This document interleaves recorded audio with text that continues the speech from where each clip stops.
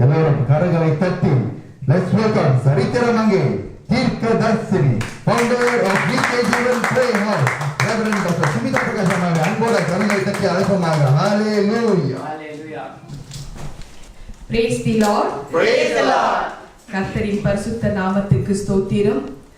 2026 வருஷத்துல 3வது மாசம் முதல் நாள்ல நம்ம எல்லோரையுமே ஆண்டவராகிய இயேசு கிறிஸ்து பிரவேசிக்க வைத்திருக்கிறாரு. அவருக்கு நம்ம நன்றி செலுத்துவோம். ஹalleluya. ஹalleluya. பரிசுத்த ஓய்வு நாள் ஆண்டவராகிய இயேசு கிறிஸ்து நம்ம கொடுத்திருக்கிறாரு. நம்ம நன்றி செலுத்துவோம். எல்லாரும் உட்காருங்க. Thank you Jesus. நித்திய ஜீவன் பிரேயர் ஹவுஸ்ல தொடர்ந்து நித்திய ஜீவன் டீம் விடா முயற்சியோடும் ஜெபம் செய்து கொண்டு வந்து கொண்டிருக்கிறீர்கள். புதிய ஆலயத்துக்காக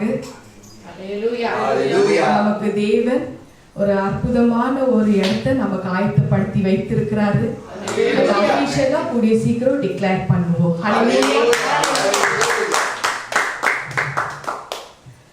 நித்திய ஜீவன்ல ஒவ்வொருத்தரும் பங்காளர்கள், தேவ பிள்ளைகள் யாரெல்லாம் பயன்பட்டு இருக்கிறீங்களோ நித்திய ஜீவன் மினிஸ்ட்ரி மூலமா எல்லாரும் உங்களோட சப்போர்ட் அண்ட் உங்களோட ப்ரேயர்ஸ் ரொம்ப ரொம்ப அவசியமாக இருக்கு. பயன்பற்ற நபர்கள் தேவனுக்கு நியாயமாக செலுத்த வேண்டிய தசம பாகங்களும் காணிக்கைகளும் செலுத்த மன மகிழ்ச்சியோட முன்னுக்கு வர வேண்டும். ஹalleluya. கர்த்தர் தாமே உங்களை ஆசீர்வதித்து வானத்தை திறந்து பல கனிகளை நிச்சயமாக கொடுப்பார். ஹalleluya. இந்த வருஷம் ப்ராப்பர்சி வீடியோ 2026 வருஷம் ப்ராப்பர்சி வீடியோல தேவ ஆவியானவர் துல்லியமா பேசி இருக்கிற அனைத்து காரியங்கள் கிட்டத்தட்ட 95% நிறைவேறி இருக்கு. இந்த மாதம் அதாவது 2வது மாதத்தில் பிப்ரவரி மாதம் எண்டில் ரெண்டு நாளுக்கு முன்னாடி ஒரு போர் தொடங்கி விட்டது. அரப் கண்ட்ரிஸ் ஆகட்டும், EU ஆகட்டும், 2 பேரும் இணைந்து நம்ம இஸ்ரேல் நாட்டை தாக்குதல் செய்வார்கள் என்று தேவ ஆவியானவர் சொன்ன வார்த்தைகள் துல்லியமாக நிறைவேறிட்டிருக்கு. அரப் கண்ட்ரீஸ் உண்டான ஒரு விஷயத்துல என்னன்னாக்கா, எல்லாருக்கும் தெரியும், நியூஸ்ல பார்த்து கொண்டு இருக்கிறீங்க எப்படி போர் நடந்துட்டு இருக்குதுன்னு. ஸோ மிடில் ஈஸ்ட்ல சில பிரச்சனைகள் நடந்து கொண்டு இருக்கு. ஈரானோட தாக்குதலுக்கு எஃபெக்டா இருக்கிறாங்க. ஸோ இப்படி இருக்கிறக்குள்ளும் மொத்த உலகத்தில் 128 கண்ட்ரிஸ் ஒன்றாக இணைந்து இஸ்ரேல் மேல தாக்குதல் நடத்தும். கடைசியாக மகாராஜ நகரம் ஆகிய மகா பரிசுத்த ஸ்தலம் ஆகிய கேபிட்டல், இஸ்ரேலோட கேபிட்டல் ஜெருசலேமுக்கு முத்திரை போடுறக்குள்ள அதாவது அட்டாக் பண்றக்குள்ள தேவன் இறங்கி வருவார். எரிமலையோடு இறங்கி வருவார். ஒலிவு மலையில இறங்கி காலை வைக்கிறக்குள்ள பூமி 2ஆக பிளக்கும். இங்க செக்கரியா 12ஆம் அதிகாரத்துல 3:4 சொன்னது போலவே 128 கண்ட்ரிஸ் ஒன்றாக இணைந்து அலைன்ஸ் ஆயிடுவாங்க. எல்லாம் ஒன்றாக சேர்ந்து ஒத்த நாடு இஸ்ரேல தாக்குதல் நடத்துவாங்க. ஸோ பிரியமான நகரம் அவர் ஒரு நாளும் விட்டு கொடுக்க மாட்டாரு. ஜெயம் நமக்கு தான். அதுக்கு முன்னாடி நம்ம தேவ பிள்ளைகள், NJPH பிள்ளைகள் அத்தனை பேரும் ஆயத்தமாக இருக்கணும். ராப்சர்ல ஆயத்தமாக இருக்கணும். ஆவியில நிறைந்த நபர்கள் தான் ராப்சர்ல போக முடியும்னு துல்லியமாக தேவ ஆவியானவர் ப்ராப்பர்சி வீடியோல பேசியிருப்பாரு. மறுபடியும் பாருங்க, எல்லாருக்கும் ஷேர் பண்ணுங்க. அதுல தப்பிக்கிறதுக்கு ஒரு வழி தெரியப்படுத்தியிருப்பாரு. அந்த வழியை நம்ம அண்டிக் கொள்ளுவோம். ஹalleluya. தொடர்ந்து NJPHல நடக்கிற காரியங்கள் கண்டினியூவா அந்த சர்வீஸ் எல்லாம் நல்லா லீகலி அங்கீகாரம் பெற்று நடக்கும். அது மேரேஜ் ஆகட்டும், பேப்டிசம் ஆகட்டும், பேபி டெடிகேஷன் ஆகட்டும், ஹவுஸ் டெடிகேஷன், புதிய பொருட்களோட டெடிகேஷன், எல்லா காரியங்களுக்கும் sign and sealed by reverend doctor Sumitha Prakash கொடுக்கப்படும். ஹல்லேலூயா. Hallelujah. ஒரு சாட்சியை நான் இதில் ஷேர் பண்ண நினைக்கிறேன். ஏன்னா யாரெல்லாம் ப்ரேயர் ரிக்வெஸ்ட் வேணுமோ அவங்க டெக்ஸ்ட் அல்லது வாய்ஸ் ரெக்கார்டில் எனக்கு ப்ரேயர் ரிக்வெஸ்ட் வித் பிக்சரோடு அனுப்பி விட்டாதான் என் மூலமாக பேசுகிற வார்த்தைகள் கேட்குறக்குள்ள அவங்க என்னோட ஆத்மாவில் கனெக்ட் ஆவாங்க. அப்போது என்னென்னலாம் NJPH மூலமாக தேவைப்படுதோ, சப்போர்ட் ஆகட்டும், தேவைகள் ஆகட்டும், எந்த மாதிரி ஒரு விஷயத்துக்கும் தேவன்கிட்ட இருந்து டைரக்டா பதில் வருது. அதுல நிறைய பிள்ளைகள் பலன் அடைஞ்சிருக்கிறீங்க இல்லையா? ஒரு சகோதரி 2022ல என்னோட தொடர்புல இருக்கிறாங்க. ஒரு 3-4 தடவை நம்ம டெலிவரன்ஸ்க்கு நம்ம இடத்துக்கு வந்திருக்கிறாங்க. அவங்களுக்காக டெலிவரன்ஸ், அவங்க குடும்பம் சார்ந்த நபர்கள் சிலர் இருக்கிறாங்க, அவங்களையும் கூப்பிட்டுட்டு வராங்க டெலிவரன்ஸ்க்கு. அதோட ஒவ்வொரு வாரமும் அவங்க லைவ்ல நடக்கிற எல்லா சர்வீஸ்லயும் வீடியோஸ்லயும் எல்லாத்துலயும் கலந்துப்பாங்க.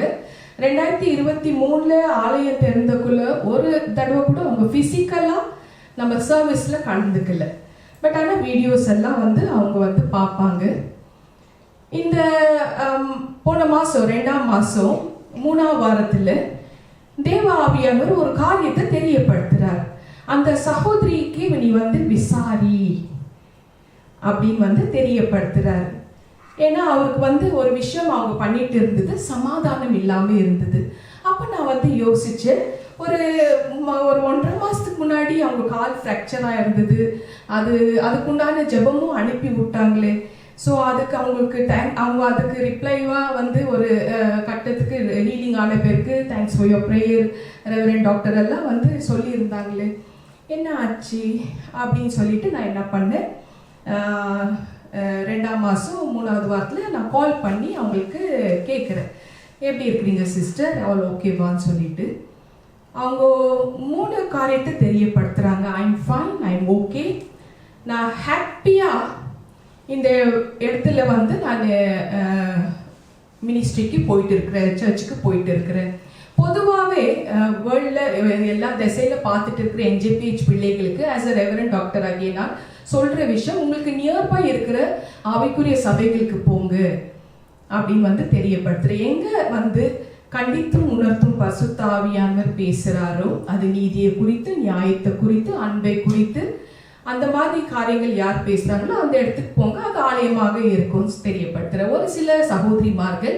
இங்கே மலேசியாவில் உள்ள சகோதரிமார்கள் அது என்னதான் இருந்தாலும் நாங்கள் NJPHல கலந்துக்கிறோம், எவ்வளோ தூரமாக இருந்தாலும். அப்போ நானே சொல்லுவேன், சரி பரவாயில்ல, அப்போ மாதத்துக்கு ஒரு தடவை போங்க அப்படின்னு ஃப்ளெக்சிபிளாக ஆக்கி நான் கொடுப்பேன். இப்போ இவங்க ஒரு தடவை கூட ஃபிசிக்கலாக அவங்க நம்ம சர்வீஸ்க்கு வரவே இல்லை.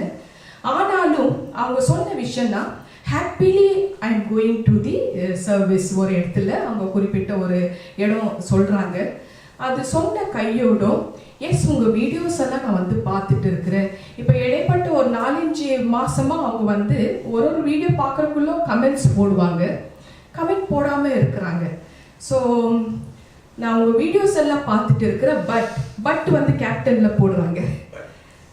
பட் உங்கள் வீடியோஸில் கமெண்ட் போட நான் இனிஷியேட் எடுக்கல, because I am upset on you சொல்கிறாங்க. ஏன் அப்செட்டாக இருக்கிறாங்கன்னா, அவங்க போன வருஷம் 2025 ஜூலை மாதம் ஒரு விஷயத்தை தெரியப்படுத்துகிறாங்க. அவங்க சன்னோட மேரேஜ் ப்ராப்ளமாக இருக்குது, அவங்களுக்கு தெரிஞ்ச ஒரு சகோதரியோட சன்னு மிஸ்ஸிங்னு சொல்லி அதுக்கு பதில் வரல அவங்களுக்கு, அதனால அவங்க அப்செட்டாக இருக்கிறாங்களா. அப்போ அவங்களுக்கு அந்த மாதிரி ஒரு விஷயத்த அவங்க தெரியப்படுத்துறாங்க. தெரியப்படுத்திட்டு அடுத்த காரியம் சொல்றாங்க, நான் என்னால் முடிஞ்ச ஸ்மால் ஸ்கேல்ல சோஷியல் சர்வீஸும் நான் பண்ணிட்டு இருக்கிறேன். உங்க மேல நான் அப்செட்டா இருந்ததுக்கு காரணம் எனக்கு என்னோட கேள்விக்கு நீங்க பதில் கொடுக்கல, அதுக்கு பதில் கொடுன்னு சொன்னார் ஆண்டவர். எனிவே அந்த சகோதரி சர்வீஸ்க்கும் வரல. அவங்களுக்கு பதில் என்னன்னா நியர்பை இருக்கிற சர்வீஸ்க்கு சர்ச்சுக்கெல்லாம் நீங்கள் போங்க, தாராளமாக போங்க. இப்போ அந்த சகோதரிக்கு தேவ ஆவியானவர் என் மூலமாக ரிப்ளை பண்ணது என்னன்னா, அந்த குடும்பத்தில் HIV வராங்க. அவங்க குழந்தைக்கும் அந்த சகோதரி அந்த தாய்க்கும் ஆண்டவர் விடுதலை ஆக்குறாரு. அந்த குடும்பத்தில் எத்தனை பேருக்கு நன்மைகள் NJPH மூலமாக செய்திருக்கிறாருன்றது அவங்களுக்கு நினைவு கொண்டு வராரு. அது செய்திருக்கிறாரு. ஒரு சிலர் ஸ்ட்ரோக்ல பாதிக்கப்பட்டிருக்கிறாங்க, ஒரு செமினார் பாதிக்கப்பட்டிருந்தாங்க, ஹீலிங் நடக்கிற கூடிய விஷயம் ஆகட்டும், எல்லாமே நடந்துட்டு இருக்கு. நன்மைகள் பெற்று இருக்கிறாங்க. அந்த அவங்க கணவருக்கு உண்டான பதிலும் தேவன் NJPH மூலமா கொடுத்திருக்கிறாரு. அவங்க கூட பிறந்த ஒரு சகோதரி, அவங்க ரொம்ப ஸ்ட்ராங்கா NJPHக்கு அவங்க நின்ன அந்த சகோதரி, அவங்களோட கடைசி நாட்கள் வரும் பொழுது இந்த பூமியில விட்டு பிரிகிற நேரம் வந்தக்குள்ளோ 1.5 மாசத்துக்கு முன்னாடி அந்த சகோதரியே கூப்பிட்டு NJPHல ஸ்ட்ராங்கா ஒரு டெஸ்டிமனியும் சொல்ல வைத்து ரெவரண்ட் டாக்டர் ஷீஸ் அ ப்ராப்பர்ட்னு சொல்லி அங்கீகாரம் கொடுத்துருக்குறாங்க.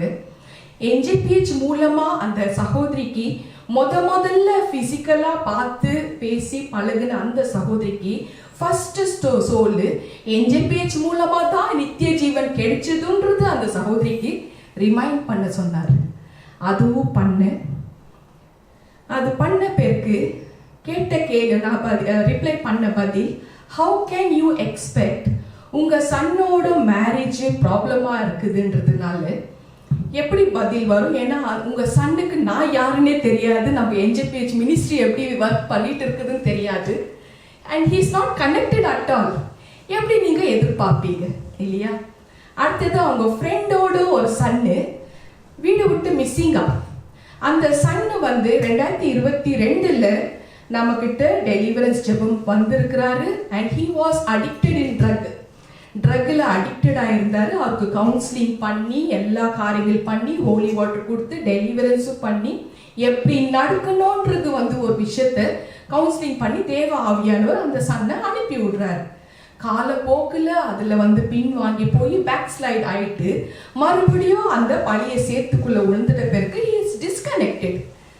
தேவன் உன்னதமான தேவன், பரிசுத்தமான தேவன், எப்படி நீங்க ஒரு பதில் எதிர்பார்க்கலாம் இப்படிப்பட்ட பேக் ஸ்லைடருக்கு அப்படின்னு அவங்களுக்கு தெரியப்படுத்தி ஆண்டவர் மார்க் 4:17 ஒரு வார்த்தை அந்த சகோதரி கிட்ட சொன்னாரு.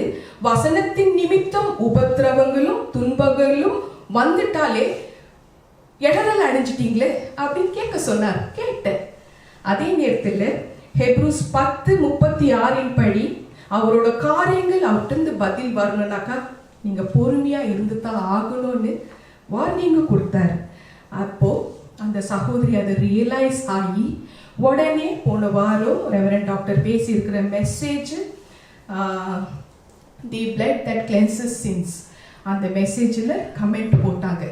ஸோ அதுதான் ஏன்னாக்கா நிறைய பேர் பதில் அவங்களுக்கு கிடைச்சிட்டு இருக்குது, சிலருக்கு காலதாமதம் ஆகுது.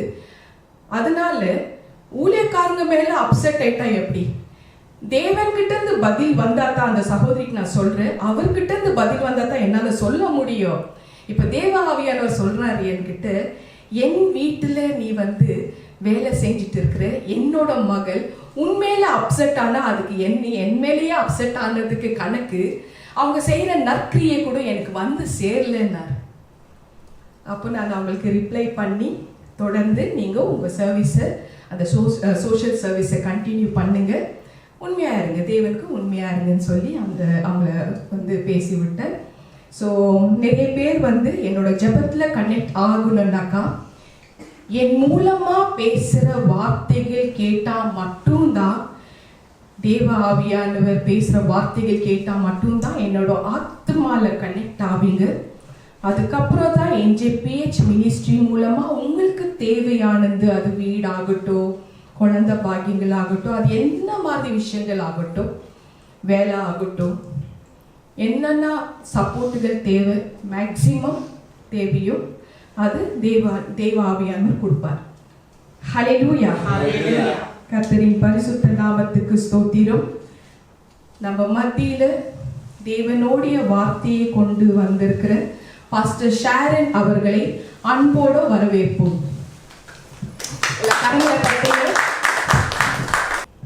Praise the Lord. Praise the Lord. Praise the Lord. Praise the Lord. கர்த்தருடைய பரிசுத்த நாமத்துக்கு ஸ்தோத்திரம். ஹல்லேலூயா. இந்த 3வது மாசத்துல முதல் நாளை கர்த்தர் தந்து அவருடைய வார்த்தையை கேட்கும்படிக்கு கர்த்தர் கிருபை செய்திருக்கிறார். அதற்காக நம்ம ஆண்டவருக்கு நன்றி செலுத்தி அவருடைய வார்த்தையை கேட்போம். ஹல்லேலூயா. ஹல்லேலூயா. நல்ல தகப்பனே ராஜா, அப்பா அந்த நாளை எங்களுக்கு தந்த கிருபைக்காக ஸ்தோத்திரம். அப்பா தேவனே, இந்த நாள்ல சண்டே சர்வீஸ்ல வந்திருக்கிற ஒவ்வொரு பிள்ளைகளையும் ஆண்டவரே ராஜா, அப்பா உங்களுடைய வார்த்தையை கேட்கும்படிக்கு அப்பா கர்த்தர் கிருபை செய்திருக்கிறீர். அதற்காக நன்றி. ஒவ்வொரு பிள்ளைகளையும் ஆண்டவரே ராஜா நீங்க தயவாய் ஆசீர்வதித்து அப்பா நம்மளை ஒவ்வொருத்தரையும் நடத்த வேண்டும்படியாய் நாங்கள் செபிக்கிறோம் ஆண்டவரே. அப்பா தேவ கோபம் என்ற தலைப்புல அப்பா தேவனே ஒவ்வொரு பிள்ளைகளோட இருதயத்துல நீங்க பேசுங்க, நீங்க இடைப்படுங்க. ஆவியானவர் என்ன மறைத்து நீங்க வெளிப்படுங்க அப்பா. ஸ்தோத்திரம் ஆண்டவர். இயேசுவின் நாமத்துல ஜெபிக்கிறோம் எங்கள் ஜீவனுள்ள நல்ல பிதாவே. ஆமென். ஆமென். ஆமென். எல்லாரும் அமரவும். ஹல்லேலூயா. எத்தனை பேருக்கு சந்தோஷமா இருக்கிறீங்க? ஹல்லேலூயா. கர்த்தருடைய சமூகத்துக்கு வந்தா நிச்சயமா நம்ம சந்தோஷமா இருப்போம். ஹல்லேலூயா. இன்றைக்கு நான் பேசியிருக்கிற தலைப்பு என்னன்னா தேவ கோபம். ப்ரீவியஸ்லி ஒரு 2-3 வாரத்துக்கு முன்னாடி வந்துட்டு ரெவரண்ட் டாக்டர் மூலமா வந்துட்டு முடிவில்லாத இரக்கங்கள், ஏசப்பாவுடைய இரக்கங்களை குறித்து அவங்க பேசினாங்க. போன வாரம் வந்துட்டு நம்மளோட சுத்திகரிக்கிற அந்த கர்த்தருடைய ரத்தம் அதை குறித்து ஏசப்பாவுடைய வல்லமை, அவருடைய இரக்கங்கள் எப்படிப்பட்டது, அவருடைய கிருபை எப்படிப்பட்டதுன்றது ரெவரண்ட் டாக்டர் நம்மள்கிட்ட பேசினாங்க. இப்ப தேவ கோபம்ன்ற ஒரு விஷயம் வந்துட்டு ஏசப்பா தான் இரக்கமுள்ளவராச்சே, அவர் தான் அன்பானவராச்சே. ஏன் வந்துட்டு தேவ கோபம்ன்றதை பத்தி பேசுறீங்க? ஏன் வந்துட்டு இது உண்மையிலே நடந்த ஒரு காரியம். என்னன்னா வந்துட்டு ஒரு சில டிக்டாக்ல இருக்கட்டும், இப்போ இந்த ரெவரண்ட் டாக்டரோட இந்த மெசேஜஸ் வந்துட்டு நாங்கள் போடும்போது என்ன நடக்குதுனாக்கா வந்துட்டு ஏன் பயமுறுத்துறீங்க? ஏசப்பா வந்து அன்பானவராச்சே, அவர் மன்னிக்கிறவராச்சே, நீ ஏன் வந்துட்டு அவர் வந்துட்டு கோவப்படுவாரு, அவர் வந்துட்டு பாவிகள் மேல சினம் கொள்வாருன்னு சொல்லி நீங்க பயமுறுத்துறீங்க. இது கடைசி காலம், இது கடைசி காலம் எங்களுக்கு தெரிஞ்சதுனால தான் அவர் எப்படிப்பட்டவர், அவர் எப்படிப்பட்ட தெய்வனா திரும்பி நம்ம கிட்ட வருவாருன்றது. அதாவது ராஜாதி ராஜனா சிங்காசனத்துல இருந்து அவர் வந்துட்டு அவ்வளவு ஒரு கிங்கா வருவாரு. கிங்கா வரானாக்கா அவர் நியாய தீர்ப்பு செய்யறதுக்காக தான் வராரு தவிர அன்பா நான் அணைச்சிக்கொள்றேன், நீ பரவாயில்ல, நீ தப்பு செஞ்சுக்கிட்டே இரு, நான் உன்னை மன்னிச்சுக்கிட்டே இருக்கிறேன், நான் என்னோட கிருபை தான் உனக்கு இருக்கிற அப்படின்ற சொல்றதுக்காக இல்லை. இது கிருபையின் காலம். இந்த கிருபையின் காலம் எதற்காக நம்மளுக்கு கொடுக்கப்பட்டிருக்குதுனாக்கா மனம் திரும்புறதுக்கு. ஆண்டவர்கிட்ட இருந்து விலகினவங்க திருப்பி ஆண்டவர்கிட்ட போகணுன்றதுக்காகத்தான் இந்த கிருபையின் காலம். திரும்பி திரும்பி தப்பு செஞ்சுக்கிட்டே இருக்கிறதோ இல்லை வந்துட்டு அலட்சியமா அசட்டை பண்ணி கொண்டு இருக்கிறதுக்கு இது காலம் இல்லை. காலம் இனி செல்லாது. நம்ம ப்ராஃபஸியில சொல்லப்பட்ட ஒவ்வொரு வார்த்தைகள், ஒவ்வொரு காரியங்கள், ப்ராஃபஸி தீர்க்க தரிசனங்கள் ரெவரண்ட் டாக்டர் மூலமா ஆண்டவர் பேசி கொண்டிருக்கிறார். இப்ப பேசுற ஒவ்வொரு விஷயம் வந்து நடந்துகிட்டு இருக்குதா இல்லையா? வருஷம் இன்னும் முடிய கூட இல்லை, பாதி வருஷம் கூட இன்னும் ஆகல. ஆனா 2 மாசத்துல 95% விஷயம் நடந்துருச்சு. ஹல்லேலூயா. அப்ப நம்மளுக்கு தெரிய வேணாமா? நம்ம எச்சரிக்கையா இருக்க வேணாமா? தேவன் ஆண்டவரோட வருகை சமீபமா இருக்குது. ஹல்லேலூயா. மொத்த உலகம் எப்ப அறியோன்ற வரைக்கும் வந்துட்டு அந்த இயர் வரைக்கும் வந்து சொல்லியிருக்கிறாங்கனாக்கா அப்ப நம்ம எந்த அளவுக்கு எச்சரிக்கையா இருக்கணும். ஹல்லேலூயா. அப்ப தெய்வ கோபம் ஏன் வந்து தெய்வ கோபம் மட்டும் பேசுறானாக்கா, இயேசுவோடைய ஒரு பக்கம் நம்ம எப்போதும் பார்க்கிறது அன்பானவர், இரக்கமுள்ள தேவன், கிருபை நிறைந்தவர் அப்படின்ட்டு. இப்ப தேவ கோபம் அவருக்கு இன்னொரு சைட் இருக்குது. அதாவது அவரை வேணான்னு சொல்லிட்டு போறவங்களுக்கு வந்துட்டு தேவ கோபம், அதாவது தேவனுடைய கோப ஆக்கினை வந்து உள்ளூர் சொல்லுவாங்க. ஹalleluya. The wrath of God, the anger of God இல்ல, angerனாக்க கொஞ்ச நேரத்துல வந்து சரியாயிடும். wrath of God, அதாவது தேவ கோப ஆக்கினை. ஹalleluya.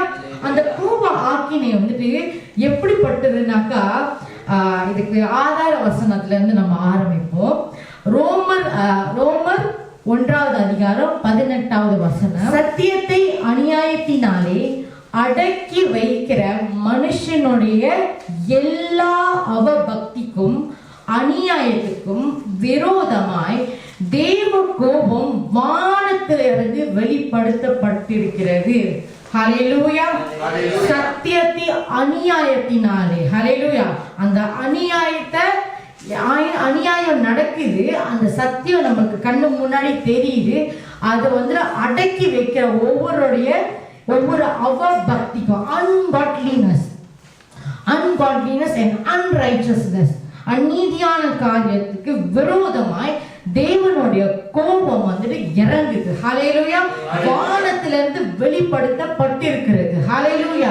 அப்ப அந்த சத்தியத்தை வந்து, சத்தியம்னா என்னன்னா எப்ப பார்த்தாலும் சத்தியம் சத்தியம் சொல்லிக்கிட்டு இருக்காங்க. சத்தியம்னா என்ன?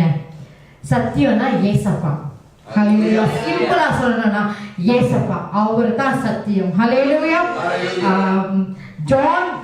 யோவான் 14வது அதிகாரம் 6வது வசனத்துல, அதற்கு இயேசு, நானே வழியும் சத்தியமும் ஜீவனுமாய் இருக்கிறேன், என்னாலே அல்லாமல் ஒருவனும் பிதாவினிடத்தில் வரான். ஹalleluya. இதுதான் வந்து மெய்யான சத்தியம். அதாவது நானே வழியும் சத்தியம் ஜீவனுமா இருக்கா, நானே சத்தியம், நான் மட்டும்தான் சத்தியம். ஹalleluya. அவருக்கு விரோதமா எழும்புகிற எந்த காரியங்களை நம்ம வெளியரங்கமா சொல்லும் போது அதுதான் சத்தியம், அதுதான் நீதி. ஹalleluya. அப்ப அந்த வழியில் சத்தியம் ஜீவனமா இருக்கிற இயேசுவை பத்தி சொல்லாம அடக்கி வைக்கிற எந்த விதமான அவபக்தி, அதாவது அன்காட்லினஸ், அநியாயத்துக்கும் விரோதமாக தான் கர்த்தர் எழுப்புகிறார். ஹalleluya. இயேசப்பா தான் சத்தியமானவர். சில பேர் பார்த்துருக்கோம், எனக்கு இயேசுவை தெரியும், ஆனாலும் வந்துட்டு நான் இயேசுவை பத்தி சொல்ல மாட்டேன். ஹalleluya. நான் இயேசுவை பத்தி சொல்ல மாட்டேன். எப்படின்னாக்கா வந்து, எனக்கு இந்த இன்ஸ்பெக்டரை தெரியும், ஆனா இந்த இன்ஸ்பெக்டருக்கு என்ன தெரியாது, அந்த மாதிரி. ஹalleluya. நான் அவங்களை பத்தி சொல்ல மாட்டேன்.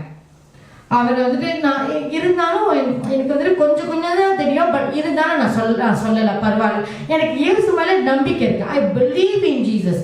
இந்த மாதிரி விஷயத்த வந்துட்டு நான் பர்சனலாக சில பேருக்கு சத்தியத்தை சொல்லும் போது அது வந்துட்டு அவங்க இந்த மாதிரி தான் சொன்னாங்க, I believe in Jesus, but இருந்தாலும் என்னுடைய இதை வந்துட்டு நான் இந்த சாமிக்கு நான் வந்துட்டு ஒப்பு கொடுத்துட்டேன் அப்படின்னு வந்துட்டு சொல்றாங்க. ஆனா அவங்களுக்கு தெரியல, எந்த சாமியும் அவங்களுக்கு விடுதலை கொடுக்க முடியாது. ஹalleluya. இதுதான் மெய்யான சத்தியம். இது யார்கிட்ட வேணாலும் தைரியமா சொல்லுங்க, ஏன்னா இதுதான் உண்மை, இதுதான் நடக்கிறது. ஏசப்பா மட்டும்தான் நம்மளுக்காக ரத்தத்தை சிந்தினார். ஏசப்பா மட்டும்தான் நம்மளுக்காக உயிரை கொடுத்தாரு. எத்தனையோ பேர்கிட்ட நம்ம வந்துட்டு நம்ம பரிகாரம் தேடி எங்கெங்கயோ வந்துட்டு நம்ம வந்துட்டு அந்த காரியத்தை வந்துட்டு அது பலவிதமான ரிச்சுவல்ஸ் நம்ம செஞ்சிருப்போம். ஹalleluya. ஆனா அந்த இடத்துல வந்துட்டு இப்படிதான் வாங்குவாங்கன்னு தவிர, உயிரை கேட்பாங்கன்னு தவிர உயிரை யாரும் கொடுக்க மாட்டாங்க. ஆனா உயிரை கொடுக்கிற ஒரே தேவன் ஏசப்பா மட்டும்தான். ஹalleluya. இது நம்ம ஆணித்தனமா யார்கிட்டலாம் சொல்ல முடியுமோ நம்ம சொல்லணும். ஹalleluya. அப்ப அந்த சத்தியத்தை வந்துட்டு நம்ம அடக்கி வச்சாலே நம்ம வந்துட்டு அவபக்தின்னு சொல்ற, அவபக்தியானவங்க வெள்ளடிக்கப்பட்ட கல்லறைகள். ஹalleluya. இந்த வெள்ளடிக்கப்பட்ட கல்லறைகளை குறித்து டீட்டெயிலா வந்துட்டு ரெவரண்ட் டாக்டர் பேசியிருப்பாங்க. அந்த ஒயிட் வாஷ்ட் டூமை பத்தி நீங்க அந்த டாபிக்கை நீங்க தட்டி பார்த்தீங்கன்னாக்கா ஃபுல்லா வந்துட்டு அது குறித்து வந்து அவங்க பேசியிருப்பாங்க. சரி, இப்ப நான் வந்து நன்மையை பெற்றுட்டேன், சத்தியத்தை நான் அறிஞ்சு கொண்டேன். ஓகே, இதுதான் இயேசு வந்துட்டு விடுதலை கொடுத்தாரு, எனக்காக ரத்தத்தை சிந்தினாரு, இதுதான் நடக்குது, இதுதான் வந்துட்டு எனக்காக செஞ்சாரு, எனக்காக உயிரை கொடுத்தாரு, முடிஞ்சிருச்சு. சில பேரோட லைஃப்ல வந்துட்டு இவ்வளவு தான். ஆனா ஐ ரிஃப்யூஸ் டு கோ ஃபர்தர். நான் அடுத்த கட்டத்துக்கு நான் போக நான் வந்துட்டு தயங்குறேன். அந்த தயக்கம் வருது. ஏன்னாக்கா நிறைய பேர் என்னை பார்த்து கிண்டல் பண்ணுவாங்களே, கேலி பண்ணுவாங்களே. நான் சத்தியத்தை வந்துட்டு சத்தியமா சொன்னா, நீதிக்காக நின்னாக்கா என் குடும்பமானம் போயிடும், என்னோட வாழ்க்கை வந்துட்டு கெட்டு போயிடும், எனக்கு வந்துட்டு இந்த மாதிரி வந்துட்டு சில விஷயம் வந்துட்டு நடக்காது அப்படின்ட்டு அது வந்துட்டு தயங்கி ஏசப்பாவை பத்தி பேசல. நிறைய பேரு ஆயிரக்கணக்கான ஜனங்க ரெவரண்ட் டாக்டர் கிட்ட இந்த 7-8 வருஷமா வந்துட்டு நிறைய பேர் டெலிவரன்ஸ்க்கு வந்திருக்கிறாங்க. வரும்போது வந்துட்டு பார்க்கணும் அந்த அப்ப காட்டுன அந்த ஆர்வம், அப்ப காட்டுன அந்த எனர்ஜி வந்துட்டு அப்பதான் அந்த சுமிதாவோட டெஸ்ட் பண்ணி வந்துடும். ஆமீன் ஹல்லேலூயா ஹூ ஹா அப்படின்வாங்க. ஒன்ஸ் பதில் கிடைச்ச கையோட வந்துட்டு அப்படியே அஸ்மாட் ஆயிடுறது. எங்க போவாங்க? திருப்பியும் அதே பழைய லைஃபுக்கு. ஹல்லேலூயா. இதுதான் வந்துட்டு சில பேர், முக்காவாசி பேர் வந்துட்டு இதுதான் நடக்குது. ஆனா கர்த்தர் நம்மள வந்து தெரிந்து கொண்டிருக்கிறாருனாக்கா நம்ம கர்த்தருக்கு ரொம்ப நன்றி சொல்லலாம். ஹல்லேலூயா ஹல்லேலூயா. ஏன்னா வந்துட்டு நன்மையை பெற்றவங்க இந்த இடத்துல வந்துட்டு ஒவ்வொருத்தவங்களோட சரி, இப்ப காரு வீடு இதெல்லாம் ஓகே, இதெல்லாம் வந்துட்டு இடத்துல போனா கூட அது கிடைக்க கூட வாய்ப்பு இருக்குது. ஆனா உயிர் போச்சுனாக்கா அந்த உயிரை வந்து திருப்பி கொடுக்கறதுக்கு யாரால முடியும்? ஹல்லேலூயா. ஏசப்பானால மட்டும்தான் முடியும். நான் வந்துட்டு இந்த இந்த இந்த வாதையிலேருந்து நான் பாதிக்கப்பட்டிருக்கிறேன், நான் இந்த வியாதியில பாதிக்கப்பட்டிருக்கிறேன், அட்வான்ஸ் ஸ்டேஜ், பயங்கரமான ஒரு சூழ்நிலையில உயிர் போற நிலைமையில இருக்குது, நான் வெளியே வந்தாலாக்கா எனக்கு ஷூட்டிங் காத்து இருக்குது. இந்த மாதிரி ஒரு சூழ்நிலையில எது வேணா நடந்திருக்கலாம். ஆனா கர்த்தர் அந்த உயிரை வந்துட்டு காத்து கொண்டு நம்மளுக்கு விடுதலை கொடுத்துருக்கிறாருனாக்கா அந்த ஜீவனை கொடுத்த தேவன். அதனால தான் அவர் சொல்றாரு, நானே வழியும் சத்தியமும் ஜீவனமா இருக்கிறேன். ஹல்லேலூயா. அந்த ஜீவனை கொடுத்த இயேசுவை நம்ம பின்பற்றுவோம். ஹல்லேலூயா.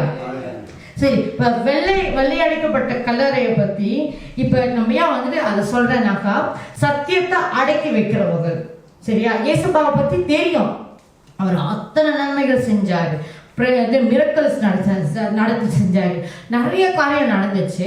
இப்ப இந்த நடக்கும் போது என்ன செய்யறாங்கன்னாக்கா, ஓ நடந்துருச்சா, எனக்கும் வந்துட்டு மிரக்கல் செஞ்சுட்டாரு, ஓகே பை பை ஜீசஸ், நான் வந்துட்டு பழைய லைஃப்கே போறேன், இல்ல நான் வந்து இன்னும் எக்ஸ்ட்ரீமான இடத்துக்கு போறேன் அப்படின்னு தான் வந்துட்டு பாக்குறாங்கன்னு தவிர அதுல நிலை நிறுத்தி கடைசி வரைக்கும் வந்துட்டு இருக்கிறவங்களுக்கு வந்துட்டு ரொம்ப குறைவு. ஹல்லேலூயா. அதனாலதான் வந்து அறுவடை வந்துட்டு கொஞ்சமா இருக்குது, அப்படியே செலக்டடா இருக்குது. ஏன்னா வந்துட்டு இவங்க தான் கர்த்தருக்கு உண்மையா இருக்கிறாங்க. ஹல்லேலூயா. இப்ப வெள்ளை அடிக்கப்பட்ட கல்லறைகள்ல மத்தேயு 23வது அதிகாரம் 27-28, மாயக்காரராகிய தேவ பாரகரே பரிசேயரே உங்களுக்கு ஐயோ, வெள்ளை அடிக்கப்பட்ட கல்லறைக்கு ஒப்பா இருக்கிறீர்கள், அவைகள் புறம்பே அலங்காரமாய் காணப்படும் உள்ளேயோ மரித்தவர்களின் எலும்புகளினாலும் சகல அசுத்தத்தினாலும் நிறைந்திருக்கும். அப்படியே நீங்களும் மனுஷருக்கு நீதிமான்கள் என்று புறம்பே காணப்படுகிறீர்கள், உள்ளத்திலோ மாயத்தினாலும் அக்கிரமத்தினாலும் நிறைந்திருக்கிறீர்கள். ஹல்லேலூயா.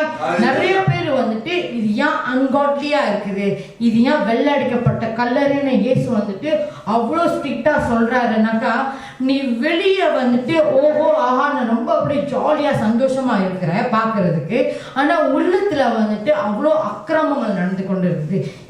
இதுக்கு பேர் தான் வந்துட்டு அவபக்தி. ஹல்லேலூயா.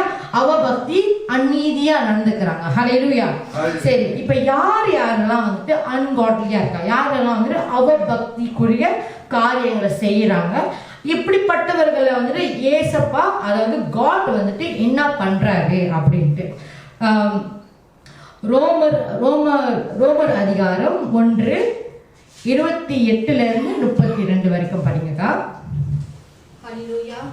தேவனை அறியும் அறிவை பற்றி கொண்டிருக்க அவர்களுக்கு மனதில்லாதிருந்தபடியால் தகாதவைகளை செய்யும்படி தேவன் அவர்களை கேடான சிந்தைக்கு ஒப்பு கொடுத்தார்.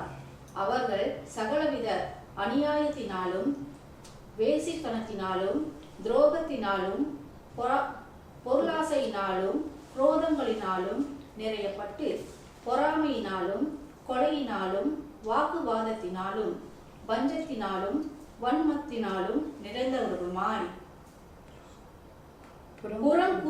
புறம் கூறுகிறவருமாய் அவதூறு பண்ணுகிறவருமாய் தேவ பகைக்கருமாய் துரோகிரதம் பண்ணுகிறவர்களுமாய் அகந்தை உள்ளவர்களுமாய் வீம்புக்காரருமாய் பொல்லாதவைகளை யோசித்து பிணைக்கிறவர்களுமாய் பெற்றாருக்கு கீழ்ப்படியாதவர்களுமாய் உணர்வில்லாதவர்களுமாய் உடன்படிக்கைகளை மீறுகிறவர்களுமாய் சுபாவ அன்பில்லாதவர்களுமாய் இணங்காதவர்களுமாய் இரக்கமில்லாதவர்களுமாய் இருக்கிறார்கள்.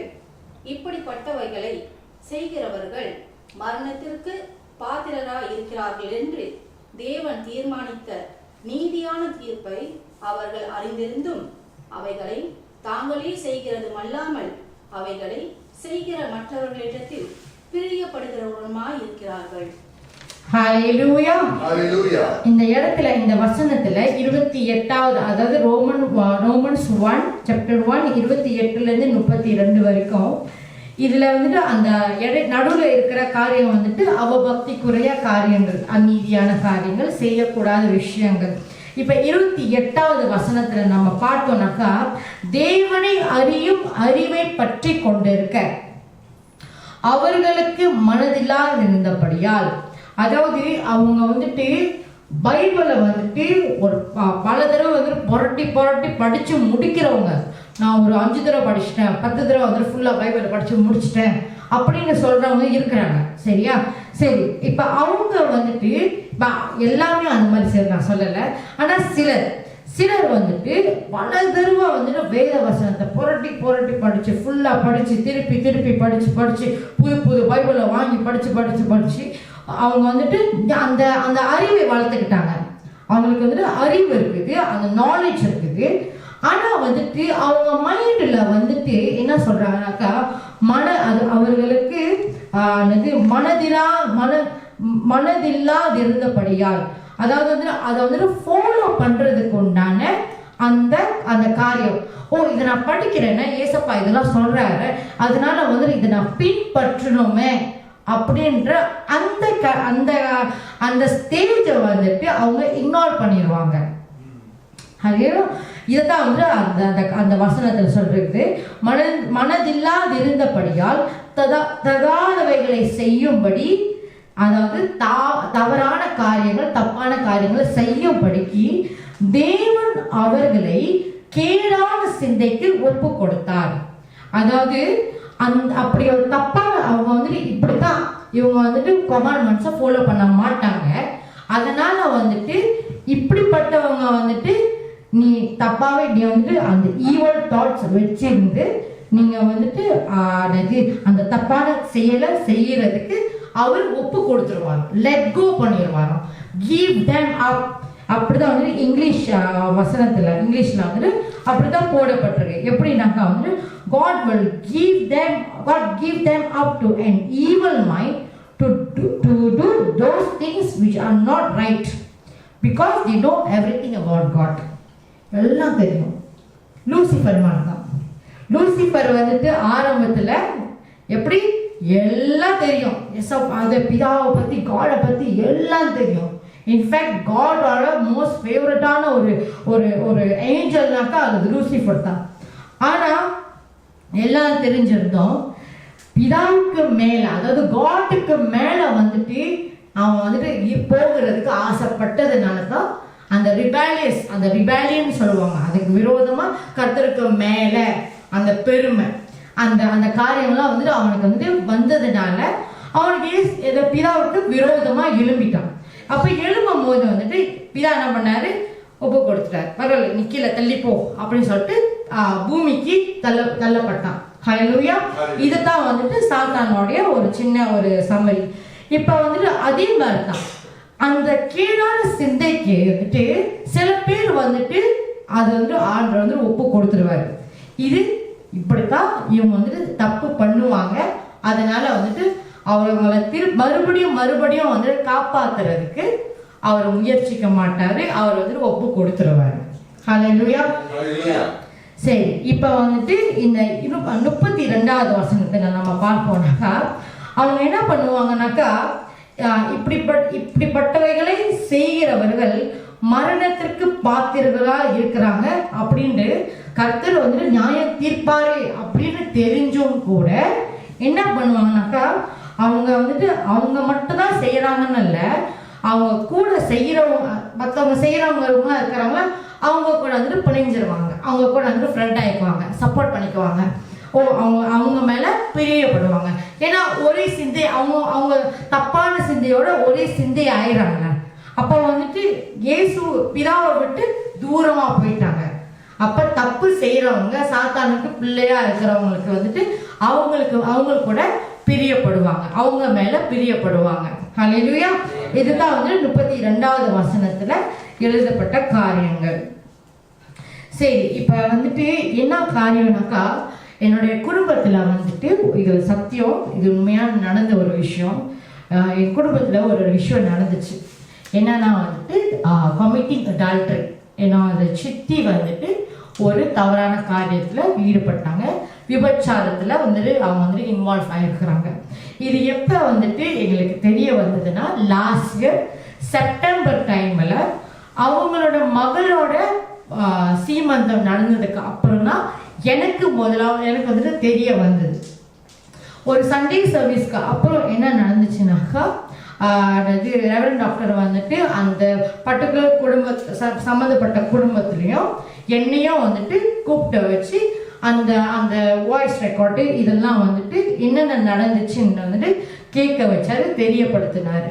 அப்போ தெரியப்படுத்தும் போது வந்துட்டு வந்துட்டு எனக்கு ரொம்ப ஒரு அது வந்துட்டு ஒரு எப்படி சொல்றதுனாக்கா, இந்த சித்தி தான் வந்துட்டு என்னை சின்ன வயசுல வளர்த்தவங்க, ஆனா இவங்க தான் இப்படி பண்ணாங்கன்றது வந்துட்டு என்னால் வந்துட்டு அதை யோசிச்சு பார்க்க முடியல. ரொம்ப பிளாங்க் ஆயிட்டான் அந்த டைம்ல. அப்போ வந்துட்டு இது சரி இல்லை,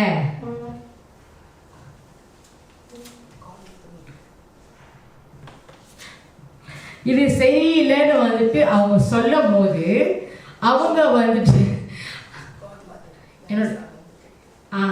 என்னோட காட் மாதர் வந்துட்டு அவங்க வந்துட்டு ஞானஸ்தானம் கொடுக்கல, ஆனா வந்துட்டு அவங்களுக்கு வந்துட்டு ப்ரேயர் வந்துட்டு அவங்க ப்ரே பண்ணியிருக்கிறாங்க. அப்போ வந்துட்டு என்ன ஆச்சுனாக்கா வந்துட்டு சரி இது வந்துட்டு அவங்க வந்துட்டு ப்ரே வந்துட்டு அவங்க வந்துட்டு இது ஒரு விஷயத்த சொல்றாங்க, இது தப்பான விஷயம் நடக்குதுன்னு சொல்லும் போது வந்துட்டு என்ன நடக்குதுனாக்கா, அவங்க வந்துட்டு அதை ரிஃப்யூஸ் பண்றாங்க. நான் எதுக்கு வந்துட்டு அது வந்துட்டு மன்னிப்பு கேட்கணும், நான் வந்துட்டு மன்னிப்பு கேட்க மாட்டேன், நான் இஞ்சி பேச்சுக்கு வர மாட்டேன், நான் வந்துட்டு மன்னிப்பு கேட்க மாட்டேன், ஏசப்பாட்ட சொல்லி மன்னிக்க சொல்லுங்க அப்படின்னு சொல்லி பலவிதமான அதாவது கான்ஸ்டன்டான ஒரு மெசேஜ் வந்துக்கிட்டே இருக்குது. இப்போ இந்த விஷயத்துல வந்துட்டு நான் வந்துட்டு எனக்கு இது தெரிய வரும்போது நான் என்னோட பயாலஜிக்கல் மதர் கிட்ட நான் போய் கேட்குறேன், இந்த மாதிரி ஒரு விஷயம் நடந்துச்சா அப்படின்னு நான் வந்துட்டு நான் கன்ஃபார்ம் பண்ணுறதுக்கு நான் கேட்க போகும்போது, ஆமாம் எனக்கு தெரியும், தெரிஞ்சு என்ன பண்ணீங்க, ஏதாச்சும் பண்ணீங்களா, ஏதாச்சும் சொன்னீங்களா, ஏசுனீங்களா, அதட்டிங்களா, என்ன பண்ணீங்க, ஒன்றும் பண்ணலை. இது கேட்கும் போது எனக்கு இன்னும் வந்துட்டு மண்டை அப்படியே வெடிச்ச மாதிரி ஆயிடுச்சு. எனக்கு கொஞ்ச நேரத்துல அதுக்கப்புறம் வந்துட்டு அந்த இடத்த விட்டு திருப்பி அந்த இடத்துக்கு எல்லாம் மறுபடியும் போக முடியல, எனக்கு போகிறதுக்கு அந்த மனசே இல்லை. ஏன்னா வந்துட்டு இது அநீதியான காரியங்கள் அப்படின்னு தெரிஞ்சும் கூட இது வந்துட்டு அவங்க ஞானஸ்தானம் அவங்களோட பாஸ்டர் கிட்ட எடுத்துட்டாங்க. அவங்க வந்துட்டு டெலிவரன்ஸ் ப்ரேயருக்கு ரெவரண்ட் டாக்டர் கூட வந்திருக்கிறாங்க. இது பாவம்னு தெரிஞ்சவங்க கூட அவங்க மறுபடியும் அது தப்புன்னு ஒரு தடவை உணர்த்தும் போது அது வந்துட்டு அவங்க ஸ்டாப் பண்ணலை. அவங்க மறுபடியும் வந்துட்டு அந்த காரியத்தை செஞ்சுக்கிட்டே இருக்கிறாங்க. அண்ட் ஆல்சோ அவங்க வந்துட்டு அவங்க வந்துட்டு அதை ஒத்துக்கொள்ள அவங்க மனதில்லை. எல்லாருக்கும் தெரிஞ்சிடும், நான் வந்துட்டு நான் மன்னிப்பு கேட்க மாட்டேன், நான் வர மாட்டேன், நான் இங்கே பேசிட்டு வந்து ஆண்டவர்கிட்ட டிக்ளேர் பண்ண மாட்டேன், என்னோட பாவ அறிக்கை நான் செய்ய மாட்டேன் அப்படின்ட்டு நான் எதுக்கு வரணும். ஆனால் அந்த வீடியோ அந்த தவறான வீடியோவை வந்துட்டு டிலீட் பண்ணணும், அந்த தவறான நபரை வந்துட்டு வீட்டு விட்டு விரட்டணும். அது வந்துட்டு ரெவரண்ட் டாக்டர் வந்துட்டு ஜெபம் பண்ண சொல்லி டார்ச்சர் பண்ணுறது. அவ்வளோ மெசேஜ் அனுப்பி டார்ச்சர் பண்ணுது. சரி, இப்போ வந்துட்டு இந்த காரியங்கள்லாம் வந்துட்டு அவங்களோட பர்டிகுலர் ஃபேமிலி மெம்பர்கிட்ட தெரியப்படுத்தும் போது, அதாவது அதோட சம்மந்தி அவங்க மகளோட அவங்களோட இன்லாஸ் ஃபேமிலிகிட்ட வந்துட்டு சொல்லும் போது அவங்க என்ன பண்ணாங்கன்னாக்கா, அவங்களும் வந்துட்டு அந்த தப்பை மூடி மறைக்கிறதுக்கு அவங்களும் வந்துட்டு சேர்ந்துக்கிட்டு அதை வந்துட்டு மூடி மறைக்க பார்த்தாங்க. இப்போ இதை வந்துட்டு வெளியரங்கமா ரெவரண்ட் டாக்டர் வந்துட்டு ஒரு விஷயமா சொல்ல அவங்களுக்கு பயம் எடுத்துக்கிச்சு. அடுத்தது அவங்க ஃபேமிலியில உள்ள ஒரு விஷயம் வெளியரங்கமா வந்துட்டு அவங்க ரிவீட் பண்ணிடுவாங்கன்ற ஒரு பயம் வந்து ஆல்ரெடி ரிவீட் பண்ணிக்கிட்டு இருக்கிறாங்க. பட் அது வந்துட்டு அடுத்த லெவலுக்கு போயிடக்கூடாதுன்றதுக்காக அவங்க வந்துட்டு ரெவரண்ட் டாக்டரை இனி நீங்க சிலாயாக்கு வராதீங்கன்னு சொல்லி தடுத்து நிறுத்தினாங்க. ரெவரண்ட் டாக்டரை வந்து தடுத்து நிறுத்துறாங்கன்னு அவங்க நினைச்சுக்கிட்டு இருக்கிறாங்க. ஆனா சத்தியத்தை தெரியப்படுத்துறது சத்திய ஆவியானவர், அவரை வந்துட்டு அவங்க ஸ்டாப் பண்ணிக்கிட்டு இருக்கிறாங்க. அவங்க இமீடியட்டா சத்தியத்தை தெரியப்படுத்துற அந்த இயேசுவை, சத்தியம் தானே, அவர் தானே சத்தியம் சொன்னாரு, அந்த இயேசுவை அவங்க துரத்தி விட்டாங்கல்ல, அவங்க வேணான்னு ரிஜெக்ட் பண்ணிட்டாங்கல்ல. வேணான்னு சொன்னது வந்து ரெவரண்ட் டாக்டர் நினைச்சுக்கிட்டாங்க. ஹல்லேலூயா. இதெல்லாம் தெரியாம கூட, இதெல்லாம் தெரியாம இல்லை, இதெல்லாம் தெரிஞ்சோம், இதெல்லாம் தவறுன்னு தெரிஞ்சோம் கூட எல்லாருமே வந்து அந்த ஹோல் குடும்பமே வந்து அதுக்கு உடந்தையா இருந்துச்சு. ஒவ்வொரு குடும்பம், அவங்களோட குடும்பத்துல இருக்கிற ஒவ்வொருத்தரும் வந்து உடந்தையாங்க, ஒரு ஆளை தவிர. ஹல்லேலூயா, ஹல்லேலூயா. அந்த நபர் இப்போ வரைக்கும் நம்ம கூட NJPSல உண்மையா இருக்கிறாங்க. ஹல்லேலூயா, கர்த்தருக்கு ஸ்தோத்திரம். இதே மாதிரி தான் இப்ப ஒருத்தவங்க வந்துட்டு தப்பு செய்யறவங்க, இந்த மாதிரி வந்துட்டு பலவிதமான அவபக்தி கொண்டியான காரியத்தை அவங்க செய்யறவங்க ஒருத்தவங்க, ஒரு கேட்டகரி. ரெண்டாவது வந்துட்டு செய்யறவங்களோட சேர்ந்து அவங்களும் வந்துட்டு ஒரு டீமா பண்ணிக்கிறேன், அது ஒரு கேட்டகரி. இன்னொரு மூணாவது கேட்டகரி. இந்த மூணாவது கேட்டகரி தான் வந்துட்டு கர்த்தர் என்ன சொல்றாருன்னா, நீ அனலும் இல்லாமல் குளிரும் இல்லாமல் இருந்தனாக்கா நான் வாந்தி பண்ணி போட்டுருவேன். ஹல்லேலூயா. லூக்வார்மா இருக்கிறதுனால, சூடா இல்லாம சில்லுன்னு இல்லாம நடு தரத்துல இருக்கிறது. பேருக்கு வந்துட்டு நான் வந்துட்டு நியூட்ரலா இருக்கிறேன், நியூட்ரலா இருக்கிறேன். அப்போ வந்துட்டு இந்த சைட்ல உள்ள பழியும் என் மேல உழுவாது, இந்த சைட்ல உள்ள பழியும் என் மேல உழுவாது, நான் நல்லவனா இருந்துக்கிறேன் அப்படின்றது. இதுல மோஸ்ட் டேஞ்சரஸ் இந்த மூணாவது ஆள் தான், மூணாவது கேட்டகரி தான். ஏன்னா வந்துட்டு இதுல வந்துட்டு அந்த ஃபர்ஸ்ட் கேட்டகரி செகண்ட் கேட்டகரியில வந்துட்டு ஸ்டில் வார்னிங் இருக்குது. இந்த மூணாவது கேட்டகரியில் ஆண்டவர் வந்துட்டு வாந்தி பண்ணி போட்டுருவாங்க. வாந்தி யாருக்கையா வேணும்? வாந்தி என்ன உண்டாவதுனாக்கா, வயிறு செரிமானம் ஆகலனாக்கா வெளியே வருது. அந்த மாதிரி தான் வாயினென்று வாந்தி பண்ணி போட்டுருவாராம். ரெவலேஷன் வெளிப்படுத்தின விசேஷத்துல 3வது அதிகாரம் 15-14 லவோடிக்கியா சர்ச்சுக்கு வந்துட்டு எழுதின ஒரு கடிதம். ஹல்லேலூயா. உன் கிரியைகளை அறிந்திருக்கிறேன், நீ குளிரும் அல்ல அனலும் அல்ல, நீ குளிராவது அனலாவது இருந்தால் நலமா இருக்கும். அதாவது இங்க நீ எக்ஸ்ட்ரீமா இங்க இருந்தாலும் நல்லா தான் இருக்கும், இல்லைன்னா இங்க இருந்தாலும் நல்லா தான் இருக்கும். ஆனா இப்படி நீ குளிரும் இன்றி அனலும் இன்றி வெகு வெகுப்பா இருக்கிறபடியினால் உன்னை என் வாயினென்று வாந்தி பண்ணி போடுவேன். ஹல்லேலூயா. அப்ப சத்தியத்தை வந்துட்டு என்னோட மகனை நீ ரிஜெக்ட் பண்றனாக்கா நீ வந்து ஃபுல்லா ரிஜெக்ட் பண்ணிடு, இல்லைனாக்கா வந்துட்டு ஃபுல்லா ஏற்றுக்கொள்ளணும். ஆனா இது நடுவில் அது இருக்கு ஆனா இல்லை, அந்த மாதிரி உள்ள ஒரு கேட்டகரி. சரியா? அப்ப அந்த மாதிரி ஆளுங்களை வந்துட்டு பிதாவுக்கு வந்து ரொம்ப ரொம்ப வந்து அருவருக்கிற அவருக்கு ரொம்ப விரோதமா எழும்புகிற ஒரு விஷயம். ஹல்லேலூயா. ஏன்னா வந்துட்டு சத்தியத்தை சத்தியமா தெரியப்படுத்தணும், இல்லைனாக்கா வந்துட்டு இல்லைன்னா இல்லை ஒரே விஷயம் தான், சத்தியத்தை தெரியப்படுத்தணும், அவ்வளவுதான். இல்லைன்னாக்கா உனக்கு அக்கினி, அவ்வளவுதான். ஹல்லேலூயா. இப்ப பாவத்தின் சம்பளம் மரணம் என்றது நம்மளுக்கு எல்லாத்துக்கும் தெரியும். இப்ப இந்த ரிஜெக்ட் பண்ண ஒவ்வொரு நபர்களுடைய அவங்களோட விளைவு எப்படிப்பட்டதா இருக்கும்னாக்கா மரணம், மரண தீர்ப்பு, அந்த ஆக்கினைக்குள்ளாக, கர்த்தருடைய கோப ஆக்கினைக்குள்ளாக அவங்க விழப்படுவாங்க. அதோட அதோட அதோட காரியம் வந்துட்டு ரொம்ப கொடிதா இருக்கணும் வந்துட்டு ஆண்டவர் சொல்றாரு. ஹல்லேலூயா. இதுல வந்துட்டு அன்ரிப்பென்டா இருக்கிறவங்க, அதாவது வந்துட்டு ரோமர் 2வது அதிகாரம் 5வது வசனத்துல, உன் மன கடினத்திற்கும் குணப்படாத இருதயத்திற்கும் ஏற்றபடி தேவனுடைய நீதியுள்ள தீர்ப்பு வெளிப்படும் கோப ஆக்கினை நாளிலே உனக்கு கோப ஆக்கினையை குவித்துக் கொள்கிறாயே. இப்படி இதுல என்ன சொல்றாருனாக்கா, அன்ரிப்பென்டனான வந்துட்டு அந்த மனசு, அந்த கடினமான இருதயத்தை, நான் வந்துட்டு இப்படிதான் இருப்பேன், நான் வந்துட்டு மனம் இறங்க மாட்டேன், நான் வந்துட்டு இப்படிதான், நான் மனம் மாற மாட்டேன், நான் கர்த்தர் இடத்துல மன்னிப்பு கேட்க மாட்டேன், நான் ரிப்பென்ட் ஆக மாட்டேன் அப்படின்னு சொல்லி இருக்கிற கடினமான ஒரு இருதயத்தில் உள்ளவங்கள கர்த்தர் என்ன சொல்றாருனாக்கா, கர்த்தருடைய நியாய தீர்ப்புக்கு நீயே வந்துட்டு அந்த உனக்கே கோப ஆக்கினையை குவித்து கொள்கிறேன், நீயே வந்துட்டு அக்யூமுலேட் பண்ணிக்கிட்டு இருக்கிற, கர்த்தருடைய கோபத்தை இன்னும் அதிகரிச்சுக்கிட்டே இருக்கிற.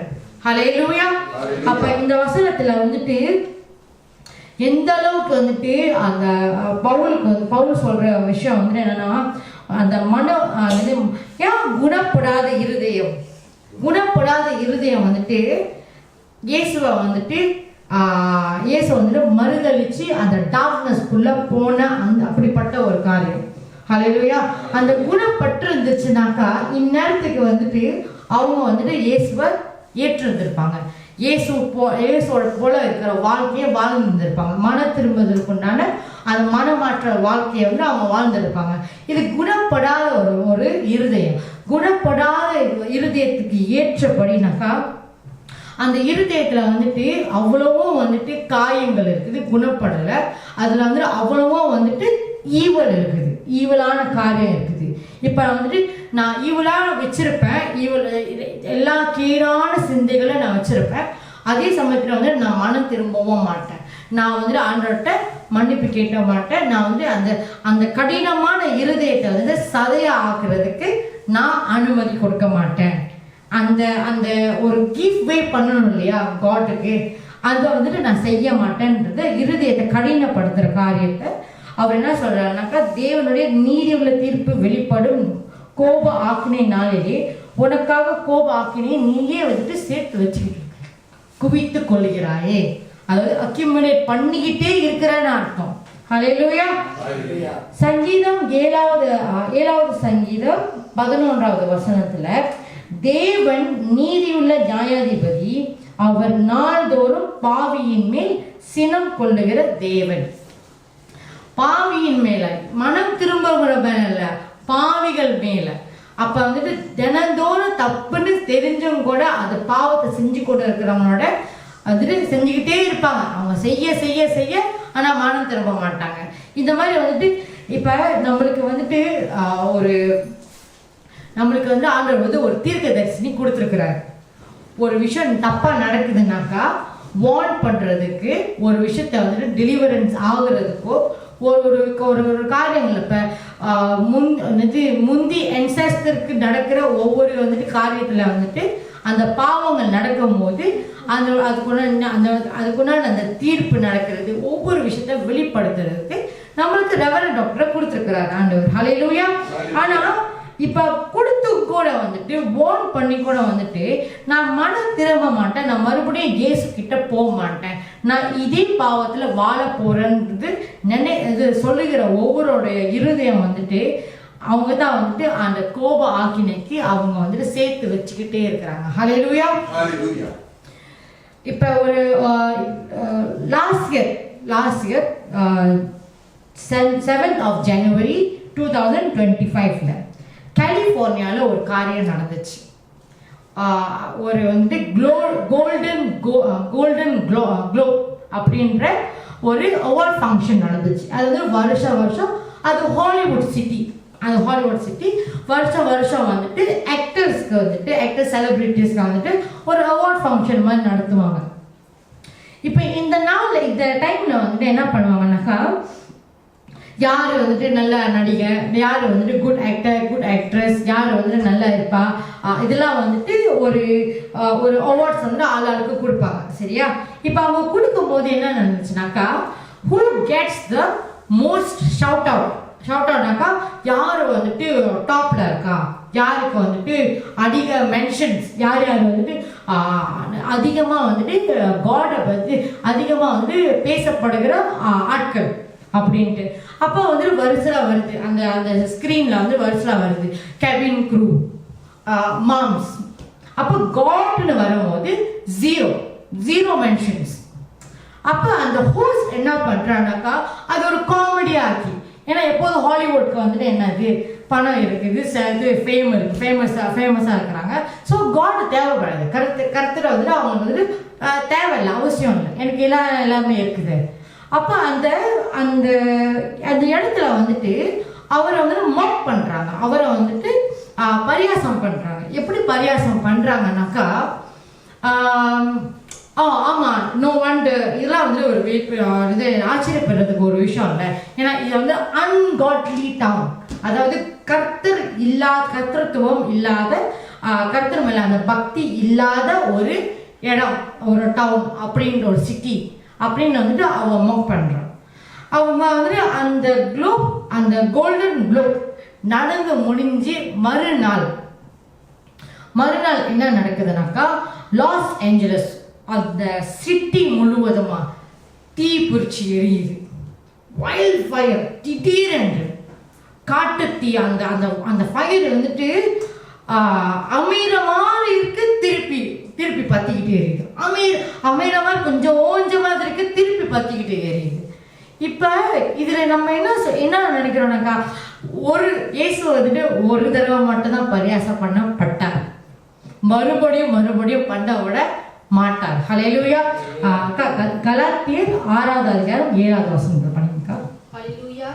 மோசம் போகாதிருங்கள், தேவன் தம்மை பரிகாச பண்ண ஒட்டார், மனுஷன் எதை விதைக்கிறானோ அதையே அறுப்பான்.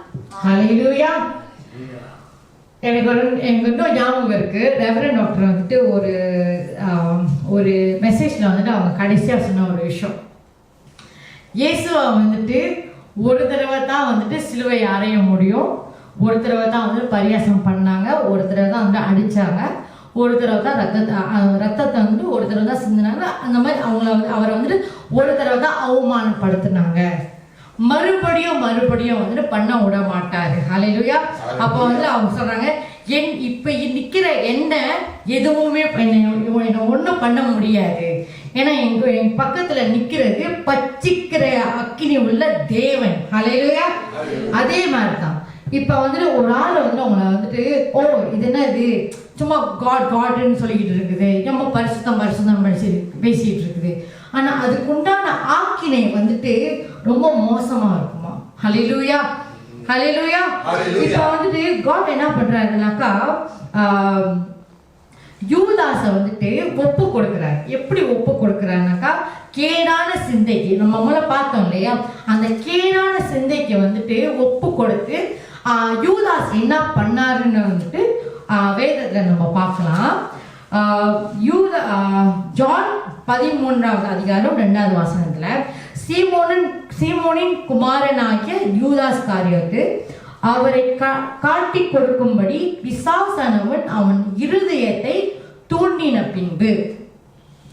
இந்த விஷயம் வந்துட்டு பஸ்கா பண்டிகை அன்னைக்கு நடக்குது. இயேசுவை காட்டி கொடுக்கும்படிக்கு பிசாசானவன் என்ன பண்றாங்க, தூண்டுறான் இருதயத்துல, அவனை இயேசுவை காட்டி கொடுன்னு சொல்லி தூண்டுறான். அப்ப தூண்டும் போது வந்துட்டு அவன் அதுக்கு இடம் கொடுத்துட்டான். ஹல்லேலூயா. அந்த லூப் ஹோல் நடந்துருச்சு. அப்ப வருஷலா நம்ம அதே அதிகாரத்துல 27வது வசனத்துல பார்த்தோம்னாக்கா, அந்த துணிக்கையை, அதாவது அந்த ரொட்டி துண்டு, அவரை வந்துட்டு அவர் அந்த வசனத்துல ஃபுல்லா நீங்க பாத்தீங்கன்னாக்கா, அவர் சொல்றாரு, இதுல ஒருத்த வந்துட்டு என்ன காட்டி கொடுப்பான், எனக்கு காட்டி கொடுப்பான்.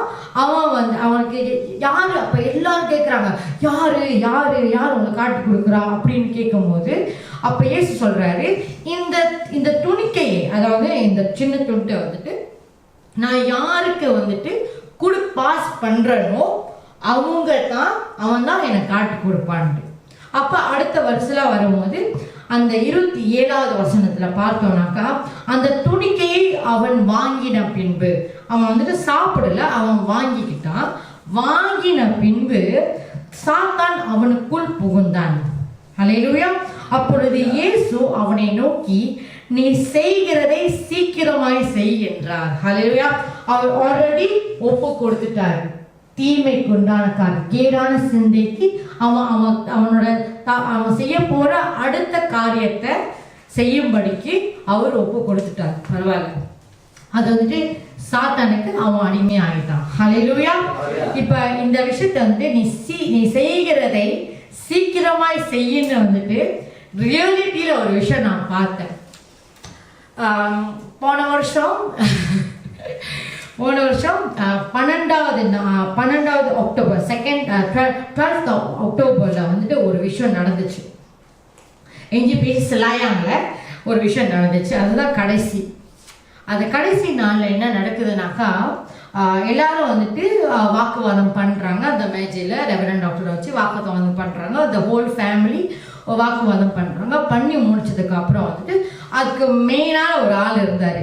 அவர் தான் வந்துட்டு அந்த குடும்பத்தோட தலைவர், அவரோட அந்த அந்த ஆண்.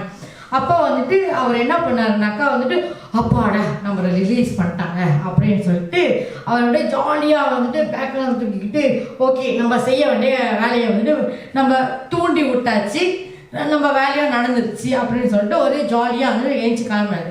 அப்போ எனக்கு கேட்ட ஒரு விஷயம், ரெவரண்ட் டாக்டர் சொன்னாங்க, போப்பா நீ செய்ய வேண்டிய வேலையை செய் அப்படின்னு சொல்லி அவங்க வந்துட்டு லெட் கோ பண்ணாங்க. அந்த வார்த்தை எனக்கு நல்லா கேட்டுச்சு. அப்போ வந்துட்டு இதே போல தான் அன்னைக்கும் நடந்தது. அன்னைக்கும் என்ன நடந்துச்சுனாக்கா, நீ செய்கிறதை சீக்கிரமாய் செய்யணும்னு சொல்லி யூதாஸை அவரே அனுப்பிவிட்டாரு. ஏன்னா அதுக்கப்புறம் பாவத்தின் சம்பளம் மரணம். ஹல்லேலூயா. அவருக்கு தெரிஞ்சிச்சு, இதுக்கப்புறம் வந்துட்டு நம்ம பிடிச்சி வைக்க முடியாது இந்த பையனை, யூதாஸை. அதாவது ஒப்பு கொடுத்தாச்சு. எதுக்கு? மரணத்துக்கு. ஹல்லேலூயா.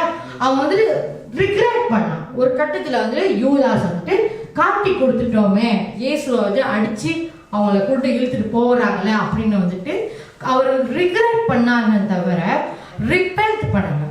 அதாவது பேதுரு போலதான். பேதுரு வந்துட்டு அதே விஷயம்தான், நான் வந்துட்டு டினாய் பண்ணிட்டேன், இயேசு யாருன்னு தெரியாம நான் மறுதளிச்சிட்டேன் அப்படின்னு சொன்னாரு. ஆனா வந்துட்டு இமீடியட்டா போயிட்டு மன்னிப்பு கேட்டாரு. ஆண்டவரே நான் மன்னிச்சிருங்கப்பா, மனம் கசந்து அழுதாரு, உடனே டிபெண்ட் ஆயிட்டாரு. அப்ப அவரோட சாப்டர் வந்துட்டு அப்படியே அழகா ஆண்டவர் வந்து ஆக்ட்ஸ் ஆஃப் தி அப்போஸ்தலர்ஸ், அதாவது அப்போஸ்தல நடவடிக்கையில ஆண்டவர் வல்லமையா அந்த பேதுருவை எடுத்து பயன்படுத்தினாரு. நம்ம பார்க்கலாம். இப்ப யூதாஸோடைய நிலைமை என்னன்னாக்கா, அவன் இதெல்லாம் நம்ம செஞ்சிட்டோமேன்னா அந்த கில்ட்டி கான்ஷியஸ்லேயே வந்துட்டு நான்கு விட்டு செத்தான். அவனோட சம்பளம், அவனோட பாவத்தின் சம்பளம் மரணம்.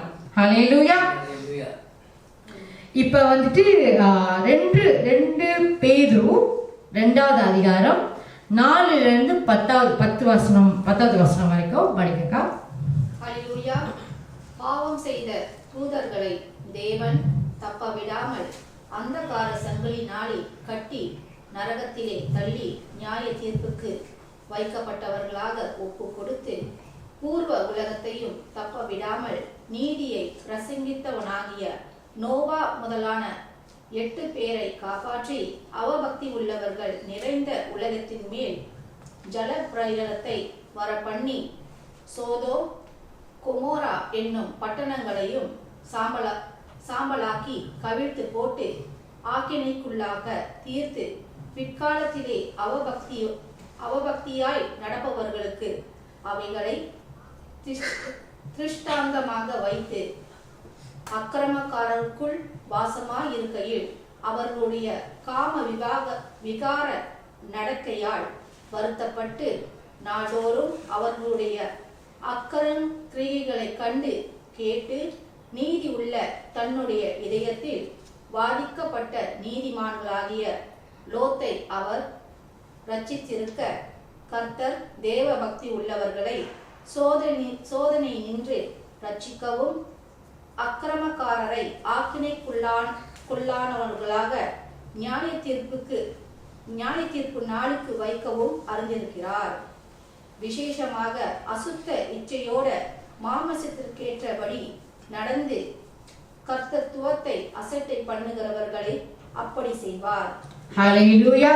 இது 9வது வசனத்திலும் 10வது வசனத்துல அவர் வந்து என்ன பண்றாருன்னா, தேவ பக்தி உள்ளவர்களை, அதாவது நம்ம என்ஜேபிஎஸ் பிள்ளைகளை சோதனை நின்று ரட்சிக்கவும், அக்கிரமக்காரரை ஆக்கினைக்குள்ளவனாக நியாய தீர்ப்பு நாளுக்கு வைக்கவும் அறிந்திருக்கிறார். அப்போ வந்துட்டு நன்மை செய்தவங்க அவரை அறிந்திருக்கிறவங்கள, அவரை வந்துட்டு பற்றி கொள்ளுகிறவங்கள வந்துட்டு ரட்சிக்கிறதுக்கு இங்கேயும் கீப்ஸ் அப்படின்னு வந்துட்டு டு பி சேஃப்ட். அவர் வந்துட்டு நல்ல நன்மையான காரியங்களை செய்யறதுக்கு அவர் வந்துட்டு அவர் அறிந்தவங்க, அவரை பக்தி உள்ளவர்களாக வந்துட்டு அவர் தெரிந்து கொண்ட பிள்ளைங்களை வந்துட்டு அவங்கள ரட்சிக்கிறதுக்கு அவர் வச்சிருக்கிறார். அதே போல அந்த ஆக்கினைக்குள்ளாக வந்துட்டு தீர்க்கப்படுற அந்த நாளுக்கு, அந்த நியாய தீர்ப்புக்கு அந்த தவறு செய்யறவங்க, அதாவது வந்துட்டு அந்த அக்கிரமக்காரருக்கு வந்துட்டு அவங்களுக்கும் வந்துட்டு வச்சிருக்கிறாரு. அந்த நாளுக்காக அவரை வந்துட்டு வச்சிருக்கிறாரு. he keeps that. ஓகே, ஹல்லேலூயா. விசேஷமாக அசுத்த இச்சையோடு மாம்சத்திற்கு ஏற்றபடி நடந்து, அசுத்தத்திற்கு ஏற்றபடி, அசுத்தத்தை இச்சையோடு மாம்சத்திற்கு ஏற்றபடி நடந்து கர்த்தத்துவத்தை அசட்டை பண்ணுகிறவர்களை அப்படி செய்வார். ஹல்லேலூயா. இப்ப இந்த இடத்துல வந்துட்டு விசேஷமாக எஸ்பெஷலி அசுத்த இச்சையோட, அதாவது ஈவலா நடந்துக்கிறவங்க, இது பரிசுத்தத்தை விரும்பாதவங்க, பரிசுத்தத்தை வந்துட்டு விரோதமா எழும்புகிற ஆளுங்களை வந்துட்டு அவர் என்ன பண்றாருனாக்கா, அந்த ஆக்கினைக்குள்ளாக நாளுக்கு வந்துட்டு அவங்களுக்கு வச்சிருக்கிறார். ஹல்லேலூயா. இப்ப சோதோம் கொமோராவுல இந்த வசனத்துல வந்துட்டு சோதோம் கொமோராவை பத்தி வந்துட்டு ஆண்டவர் சொல்லியிருக்கிறாரு. இப்ப இந்த இடத்துல என்ன நடந்துச்சு, நம்ம வந்துட்டு ரொம்ப ஃபேமஸான 2 சிட்டிஸ் அந்த காலத்துல.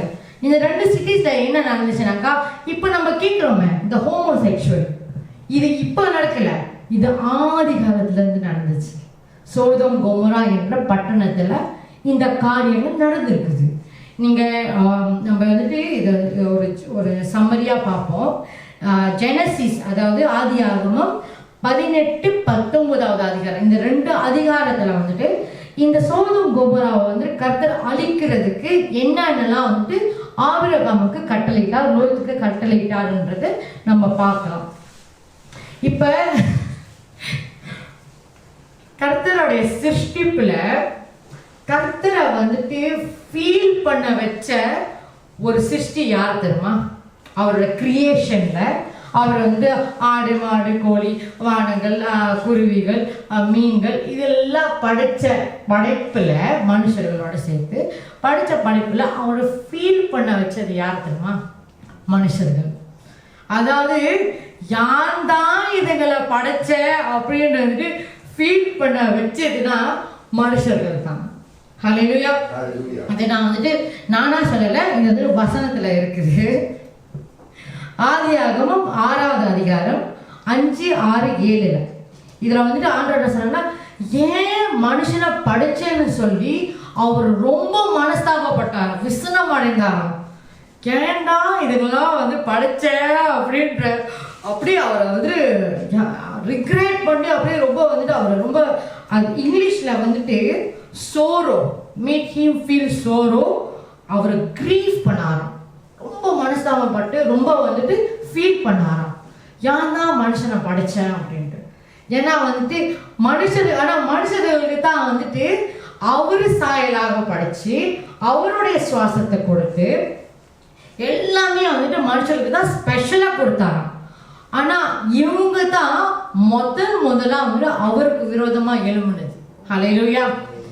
அவங்களோட கிரியேஷன்ல முதல்ல வந்து இந்த மாதிரி தான் அவங்கள வந்துட்டு அவரை ஃபீல் பண்ண வச்சது. யான் தான் மனுஷனை படைச்சன்றது ஃபீல் பண்ண வச்சது மனுஷர்களும். ஹல்லேலூயா. இப்ப வந்துட்டு அப்ப வந்துட்டு என்ன பண்றாருனாக்கா, ஆபிரகாம் வந்துட்டு அவருக்காக வந்துட்டு அந்த அந்த பட்டணம் அழியக்கூடாதுன்றதுக்காக வந்துட்டு நிறைய விண்ணப்பம் பண்றாரு. இத்தனை நீதிமான் இருந்தாக்கா நீங்க அழிப்பீங்களா, இத்தனை நீதிமான் இருந்தாக்கா கடைசியா ஒரு 10 நீதிமான் இருந்தாக்கா அழிக்க மாட்டீங்களா, அழிக்காம இருப்பீங்களா அப்படின்னு வந்துட்டு அவங்களுக்காக இது பிரயாசப்பட்டு வந்துட்டு ஜெபிக்கிறாங்க. எல்லாமே நடக்குது. ஆனா வந்துட்டு பிதா வந்துட்டு ஒப்பு கொடுத்துட்டாரு, இவங்க இந்த பட்டணத்தை நான் அழிச்சே ஆகணும். நீ என்னதான் ஒரு நீதிமான் இருந்தா அந்த பட்டணத்தை அழிச்சே ஆகணும். ஏன்னா அவ்வளோ அக்கிரம நிறைந்த பட்டணங்கள். ஹல்லேலூயா. அப்படிப்பட்ட அந்த பட்டணத்தை வந்துட்டு அவர் அழிச்சாரு. எப்படின்னாக்கா வந்துட்டு அவங்க சாம்பல் ஆகிற வரைக்கும் வந்துட்டு வானத்திலிருந்து அந்த அக்கினியை வந்துட்டு போட்டு எரிச்சு மொத்த அந்த 2 சிட்டிஸே வந்துட்டு இடமே இல்லாம ஆக்கிட்டாரு. ஹல்லேலூயா. ஏன்னா அந்த பாவம் அவருக்கு விரோதமாய் கர்த்தருடைய கோபம் வந்துட்டு அதுக்கு பின்னாடி வந்துட்டு நிறைய விஷயம் அடைஞ்சிருக்குது. அவருடைய நீதி, அவருடைய அன்பு. இந்த சோதம் கொமோராவை பத்தி வந்துட்டு இந்த காலத்தை வச்சு நான் எழுதி படிக்கும் போது வந்துட்டு இப்ப சோதம் கொமோரா வந்துட்டு அழிச்சே ஆகணும்னு சொல்லி அவரை வந்துட்டு விட்டுட்டாரு, அது அழிச்சிட்டாரு. அதே போல வந்து நினைவே பட்டணத்தை வந்துட்டு அழிக்காம விட்டுட்டாரு. ஏன்னா அவங்க மனஸ்தாபப்பட்டு மனம் திரும்பிட்டாங்க. சரியா? ஆனா இந்த சோதம் கொமோரா வந்துட்டு இந்த இந்த இந்த பாவம் வர்றதுக்கு முன்னாடி இந்த 2 பட்டணங்கள் பாவம் வர்றதுக்கு அந்த பட்டணத்துக்கு உள்ளாக வர்றதுக்கு முன்னாடி அவர் அவ்வளவு ஆசையா வந்துட்டு அந்த பட்டணத்தை படைச்சிருப்பாரு. ஹல்லேலூயா. ஒரு ஆளா நம்ம எல்லாரும் நம்ம நல்லா யோசிச்சு பார்ப்போம். ஒரு ஆளா அவர் வந்துட்டு ஒன்னா செதைக்கி ஒன்னா கண்ணு இப்படி இருக்கணும், கால் எப்படி இருக்கணும், காது எப்படி இருக்கணும், இப்படி ஒரு சிருஷ்டிய வித்தியாசமா வந்து படிச்ச தேவனுக்கு அந்த 2 பட்டணத்தை நான் அழிக்க போறேன்னு வந்துட்டு அவர் முடிவு பண்றதுக்கு முன்னாடி அவருக்கு எவ்வளவு வலிச்சிருந்திருக்கும். ஹல்லேலூயா. இது வந்துட்டு இது யோசிக்கும் போது வந்துட்டு எனக்கு என்னால் தாங்க முடியல. ஏன்னா அவர் அவ்வளோ அன்பான தேவன். அவர் யாரும் வந்துட்டு அழிக்க கூடாதுன்னா வந்துட்டு ஃபர்ஸ்டான ஒரு விஷயம். ஆனால் வந்து அந்த பாவம் நிறைஞ்சதுனால அந்த 2 சிட்டியே வந்துட்டு அவர் அழிச்சிட்டார். ஹல்லேலூயா. அப்ப அவருக்கு வந்துட்டு என்னோட சிருஷ்டி எனக்கு விரோதமா பாவம் செய்யும் போது நான் விரும்பாத அந்த அசுத்தத்துக்குள்ள அவங்க வந்துட்டு அவங்க அதுக்குள்ள வரும்போது இந்த பட்டணத்தை அழிக்கணும்னு அவர் நினைக்க அவர் முடிவு பண்றதுக்கு முன்னாடி, அதாவது ஆபிரகாமுக்கு அவருக்கு சொல்றதுக்கு முன்னாடி அவர் அந்த என்னோட படைப்பே நான் அழிக்கணுமே. அதே போல நோவா காலத்தில் உள்ள அந்த பேலை அந்த 8 பேர் தான் காப்பாத்தினாரு, ரசிக்கப்பட்டது காப்பாத்தினாரு. ஆனா அந்த மொத்த சிட்டி, மொத்த இடம், மொத்த பூமியை வந்து அழிக்கப்பட்டதுனாக்கா உலகத்தையே வந்து அவர் அழிச்சாரு. அப்ப அவரோட படைப்பை குறிச்சு அவர் எவ்வளவு வேதனைப்பட்டிருக்காரு, அவருக்கு எவ்வளவு வலிச்சிருந்திருக்கும் தெரியுமா? இது நினைச்சு பார்க்கும்போது வந்துட்டு எனக்கு வந்துட்டு ரொம்ப எனக்கு சொல்ல தெரியல. ஆனா வந்துட்டு அவர் ரொம்ப நல்லவர், ரொம்ப அன்பானவர். அந்த அன்பை வந்துட்டு நிறைய பேர் வந்துட்டு தவறு செஞ்சு பாவங்களை செஞ்சு அது வந்துட்டு அட்வான்டேஜ் வச்சுக்கிட்டாங்க. அது வந்து ரொம்ப சுகமாயிடுச்சு. அந்த பாவம் அந்த பாவம் வந்து ரொம்ப அப்படியே ரொம்ப கம்ஃபர்டபுள் ஆயிடுச்சு, ரொம்ப இதாயிடுச்சு. ஆனா அந்த பரிசுத்தமான தேவன் அந்த படைப்புகளை வந்து அவர் அழிக்கும் போது அவரோட அந்த உள்ளம் வந்துட்டு எப்படி வேதனைப்பட்டிருந்திருக்கும்.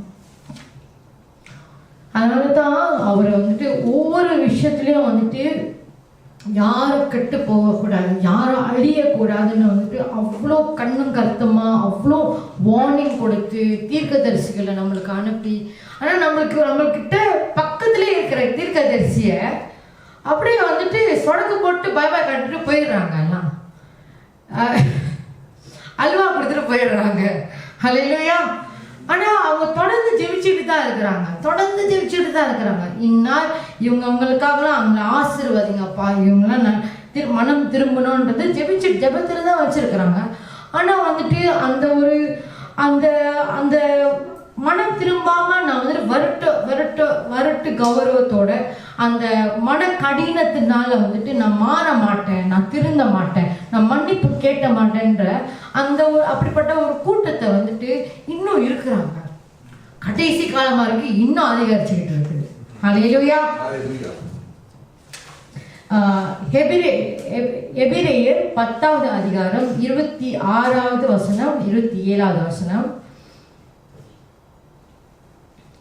சத்தியத்தை அறியும் அறிவை அடைந்த பின்பு நாம் மனப்பூர்வமாய் பாவம் செய்கிறவர்களா இருந்தால் பாவங்களின் நிமித்தம் செலுத்தத்தக்க வேறொரு பலி இனி இராமல் நியாயம் தீர்ப்பு வரும் என்று பயத்தோடு எதிர்பார்க்குதலும் விரோதிகளை பட்சிக்கும் கோப ஆக்கினியுமே இருக்கும். ஹல்லேலூயா.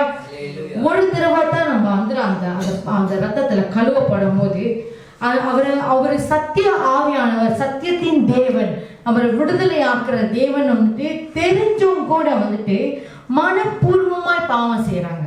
அதாவது நிறைய பேர் வந்துட்டு என்ன பண்றாங்கனாக்கா, ஒரு காரியம் ஆகணும்னாக்கா நான் வந்துட்டு ஞானஸ்நானம் எடுத்துக்கிறேன், நான் வந்து பிரேயருக்கு வர ஞானஸ்நானம் எடுத்துக்கிறேன். ஆனா ஞானஸ்நானம் எடுத்ததுக்கு அப்புறம் வந்துட்டு நான் பரிசுத்தமா வாழணுமேன்றதை யோசிக்காம நான் மனப்பூர்வமா மறுபடியும் வந்துட்டு அதே மாதிரி துணிகரமான பாவங்கள் செய்து கொண்டிருக்கிறேன். இப்போ என்னோட சித்தியை பத்தி நான் சொல்றேன். என்னோட சித்தியை பத்தி சொல்லும் போது வந்துட்டு என்ன ஆகுதுனாக்கா, அவங்க வந்துட்டு இப்போ கூட வந்துட்டு ஷேரன் நினைச்சா வந்துட்டு அவங்களுக்கு வந்துட்டு என்னோட தூக்கி வளர்த்த நான் பிள்ளை அப்படிதான் இருக்கிறாங்க. ஷேரன் திரும்பி வந்துருச்சுன்னா ஓகே அப்படின்ட்டு. ஆனா வந்துட்டு நான் மனம் திரும்பணும், நான் வந்துட்டு ஏசப்பா கிட்ட திரும்பணும், என்கிட்ட வர தேவையில்லை. ஆனா ஏசப்பா கிட்ட வந்தாக்கா எல்லாமே வந்த மாதிரி. ஹல்லேலூயா. அந்த மனம் திரும்பணும்ன்ற அந்த மனசே இருக்க மாட்டேங்குது. மனப்பூர்வமா இந்த வசனத்துல பாருங்க, அந்த சத்தியத்தை அறியும் அறிவை அடைந்த பின்பு நாம் மனப்பூர்வமாய் பாவம் செய்கிறவர்களா இருந்தால் இனி வந்துட்டு இந்த பாவத்தை நிவர்த்தி செய்யறதுக்கு இன்னொரு பலி இல்லை, இயேசு ஒருவர் தான். ஆனா இயேசு கழுவிட்டாரு, அவர் ரத்தத்தினால பாவங்களை கழுவிட்டாருன்னு சொல்லிட்டு மறுபடியும் அதே பாவத்துல வந்து செஞ்சாக்கா அது வந்துட்டு விரோதிகளை பட்சிக்கும் கோப ஆக்கினியுமே. ஹல்லேலூயா. அவங்க வந்துட்டு தேவனுடைய கோபம் வந்து அவங்க மேல வந்து விழுவும். ஹல்லேலூயா. எவ்வளவு கொடிதானதா இருக்கும்னாக்கா, இந்த ஹெப்ரூஸ் 10வது அதிகாரம் 29வது வசனத்துல தேவனுடைய குமாரனை காலின் கீழ் மிதித்து தன்னை பரிசுத்தம் செய்த உடன்படிக்கையின் இரத்தத்தை அசுத்தம் என்று எண்ணி கிருபையின் ஆவியை நிந்திக்கிறவன் எவ்வளவு கொடிதான ஆக்கினைக்கு பாத்திரனா இருப்பான் என்பதை யோசித்து பாருங்கள். ஹல்லேலூயா. இந்த வசனத்தை வந்துட்டு இப்ப நான் சொன்னல, ஒரு குடும்பத்துல அந்த குடும்பத்தை வந்துட்டு எல்லாமே வந்துட்டு ஏசப்பா வந்துட்டு மறுதளிச்சுட்டு போயிட்டாங்க. அதுல அந்த குடும்பத்துல ஒருத்தர் வந்து இப்ப வரைக்கும் என்ஜிபிஹெச்சோட ஊழியத்துல கனெக்டடா இருக்கிறாங்க, உண்மையா வந்துட்டு இருக்கிறாங்க. இப்ப அவங்க வந்துட்டு இந்த போன வருஷத்துல 2025 நடந்த இந்த சபைக்கு வராதிங்க, எங்க சர்ச்சுக்கு வராதிங்க, நீங்க தனியா நடத்திக்கிங்க, இதெல்லாம் வந்துட்டு இந்த ப்ராப்ளம்ஸ், இந்த இஷ்யூஸ்லாம் நடந்து கொண்டிருக்கும் போது அந்த நபரை என்ன பண்ணாங்கன்னாக்கா, அவங்க வெளியே போயிட்டு வீட்டுக்கு வரும்போது அவங்களோட ஹோலி வாட்டரை வந்துட்டு கீழே ஊற்றி டிஸ்போஸ் பண்ணிட்டாங்க. அப்ப அவங்களுக்கு உண்டான அந்த கோப ஆக்கினை எந்த அளவுக்கு வந்து விழுவும். ஹல்லேலூயா. அவங்களுக்கு அவரோட ஆக்சுவலி பார்க்க போனா அவரோட ஹோலி வாட்டரு, அந்த ஹோலி வாட்டரை வந்துட்டு இவங்க அசப்ட் பண்ணதும் அல்லாமல் அவரோட அந்த ஹோலி வாட்டரையும் தூக்கி அதாவது ஊற்றி வீசிட்டாங்க. அப்போ எந்த அளவுக்கு வந்துட்டு அவங்களுடைய அந்த அக்கிரமம் வந்துட்டு மிஞ்சி இருக்குதுனாக்கா, அவங்க இந்த வசனத்தில் பார்த்தீங்கன்னாக்கா, தன்னை பரிசுத்தம் செய்த உடன்படிக்கையின் இரத்தத்தை அசுத்தம் என்று எண்ணி, அதாவது நம்பிக்கையே இல்லை, சும்மா ஏதோ ஒரு தண்ணி, ஏதோ ஒரு பைப்பில் பிடிச்ச தண்ணி அப்படின்னு நினச்சி அதை அப்படியே வீசிட்டாங்க, அதை அப்படியே டிஸ்போஸ் பண்ணிட்டாங்க. இப்போ அவங்க மேலே வருகிற அந்த கோப ஆக்கினை எப்படி தான் இருக்கும்னாக்கா, அந்த அவங்களுக்கு எவ்வளவு கொடிதான ஆக்கினைக்கு பாத்திரனா இருப்பான், அவங்களோட அந்த முடிவு எப்படிப்பட்டதா இருக்கும். ஹல்லேலூயா. இப்போ எனக்கு நான் மாடஸ்டி ஆஃப் ரைச்சஸ்னஸ் வந்து பற்றி இதே மாதிரி உள்ள காரியங்கள் தான் போன வருஷம் 2025 2 நவம்பரில் மாடஸ்டி ஆஃப் ரைச்சஸ்னஸ் நான் பேசியிருப்பேன். அந்த காலத்தை மெசேஜை நான் கொடுத்துட்டு அந்த டே அன்னைக்கே வந்துட்டு சாயந்தரம் எனக்கு என்னோட அப்பா கால் பண்ணுறாரு, சம்மந்தமே இல்லாமல். நார்மலாக வந்துட்டு பேசுவார், எல்லாம் ஓகே. ஆனால் வந்துட்டு அவரோட அந்த வாய்ஸ் மெசேஜ்லேயே வந்து தெரிஞ்சிருச்சு, நீ ஃப்ரீயாக இருந்தால் கால் பண்ணு அப்படின்ற ரொம்ப ஒரு ஸ்ட்ரிக்டான ஒரு வாய்ஸ் இருந்துச்சு. அப்போ எனக்கு அது தெரிஞ்சிருச்சு, சம்திங் இஸ் ராங், என்னவோ நடந்து கொண்டு இருக்குதுன்ட்டு. அப்போ வந்துட்டு நான் கால் பண்ணி நான் பேசுகிறேன்.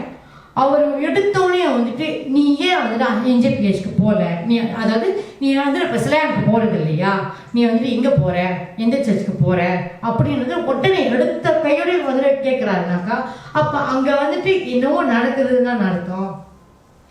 அப்போ அவர் பேச நான் பேச இப்போ இந்த மாதிரி வந்துட்டு நீ வந்துட்டு யாராவது வந்துட்டு உங்ககிட்ட வந்துட்டு பத்திரம் எழுதி சைன் பண்ண சொன்னால் சைன் போட்டு கொடுக்காத. எனக்கு வந்துட்டு நான் இருக்கிறது ஒரு ரெண்டல் வீட்டில், என்னோட சேவிங்கில் என்னோட அக்கௌண்ட்டில் நான் வந்துட்டு நான் தொலைத்து காட்டினேன்னா ஒரு சேவிங்கும் இல்லை என்கிட்ட. வர சம்பளம் அப்படியே வந்துட்டு அப்படியே தண்ணி மாதிரி அப்படியே வந்துட்டு கழுவிட்டு போயிடணும், அந்த மாதிரி தான் இருக்குது. தனியாக சேவிங் பண்ணுறதுக்குன்னு வந்துட்டு என்கிட்ட ஒன்றும் இல்லை. நான் என்னென்ன எழுதி கொடுக்க போகிறேன். ஹல்லேலூயா.